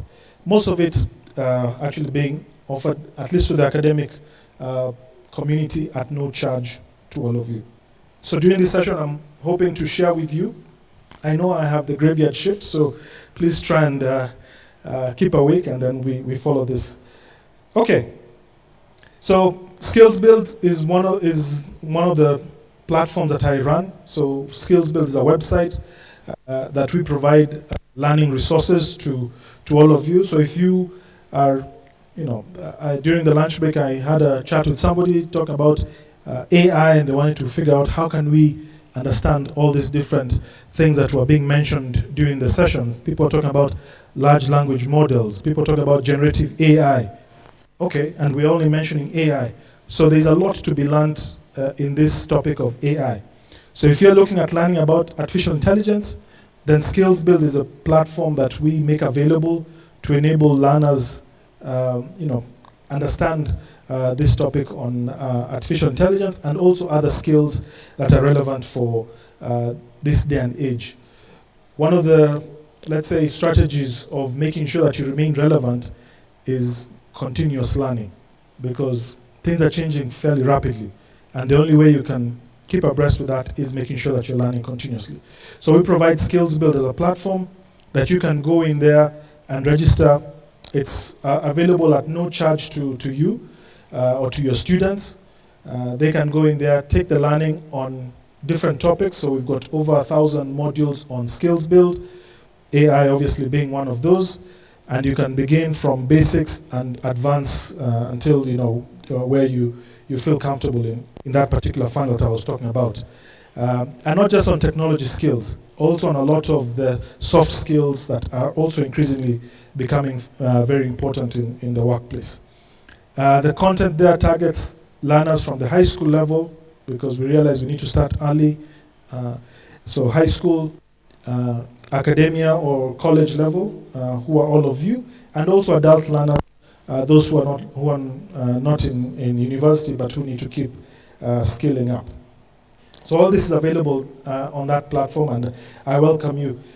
I believe when most of you walked in during after the break, you may have received a flyer similar to this, just to give you an example of one of the modules that you can get into on Skills Build. So if you have your phone, you could go in there, scan the QR code. It will take you straight into, just to give an example of a learning module on Skills Build. Signing up is fairly straightforward. Use your Gmail account, and then you can immediately begin learning. It's a self-paced learning format, so you can learn as you go. And that just gives you an example of one of the modules. As I said, you've got over 1,000 different modules there.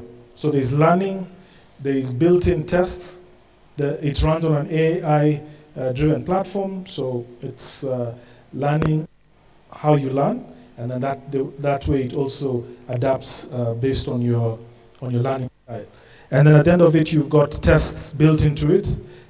When you complete the test and get the pass, you get the digital credential. Again, another important element that is becoming important in this day and age. Okay, so what are we offering to universities? So we've got the on-demand learning. So as I said, the technology is changing very rapidly. So when you need to get learning on a topic, you can go into Skills Build, search on it, and you get the learning topic for that. It's on a self-service mode, so when you are available, when you are interested, you can just go in, sign up, and take a learning when you have a moment. In a matatu or wherever you're going, you can always take learning on that. It comes served in, it's a flexible format, so whether you want to integrate it into your teaching curricula, or whether you're just doing it for your own knowledge, again, you're welcome to do that. Every now and then we organize online facilitated sessions. So we've got some trainers who will guide you on those learning modules. So you're welcome to sign up on those if you wish to join a cohort to take those particular learning modules. And then we also have projects. So we use a project-based learning approach. I believe one of the speakers before talked about the focus on hands-on skills. So within the industry, right now, the premium is on hands-on skills. So showing what you can do with the technology is something that is fairly important. So this is something that we are very big on. Yes, there is knowledge, but also your capacity on using that knowledge to do something is something that is we also hold very important. So this is also part of the learning that you get when you take the learning on Skills Build. And then, like I said, you have the digital credentials or the digital certificates that come together with what you've taken on the platform. The course content is fairly wide, so I will not belabor this point. So think about it on the technology topics, whether you're looking at artificial intelligence, data science and analytics, cybersecurity, quantum computing, hybrid cloud, and so on. All those are covered in there. But again, very important as well are the soft skills. So if you're looking at leadership, you're looking at sustainability, you're looking at mindfulness, entrepreneurship, think of all those topics which many times you pay a little extra to get. You can actually find them on Skills Build, and the content is quite comprehensive. So you've got 1 hour modules if you're looking for something short, or you also have 60, 70 hour type of modules if you're going deeper within the funnel to discussing on. For the faculty members who are in the course, again, the way it is presented, it's very modular. You can pick and choose what is relevant and useful and what can complement what you're teaching in your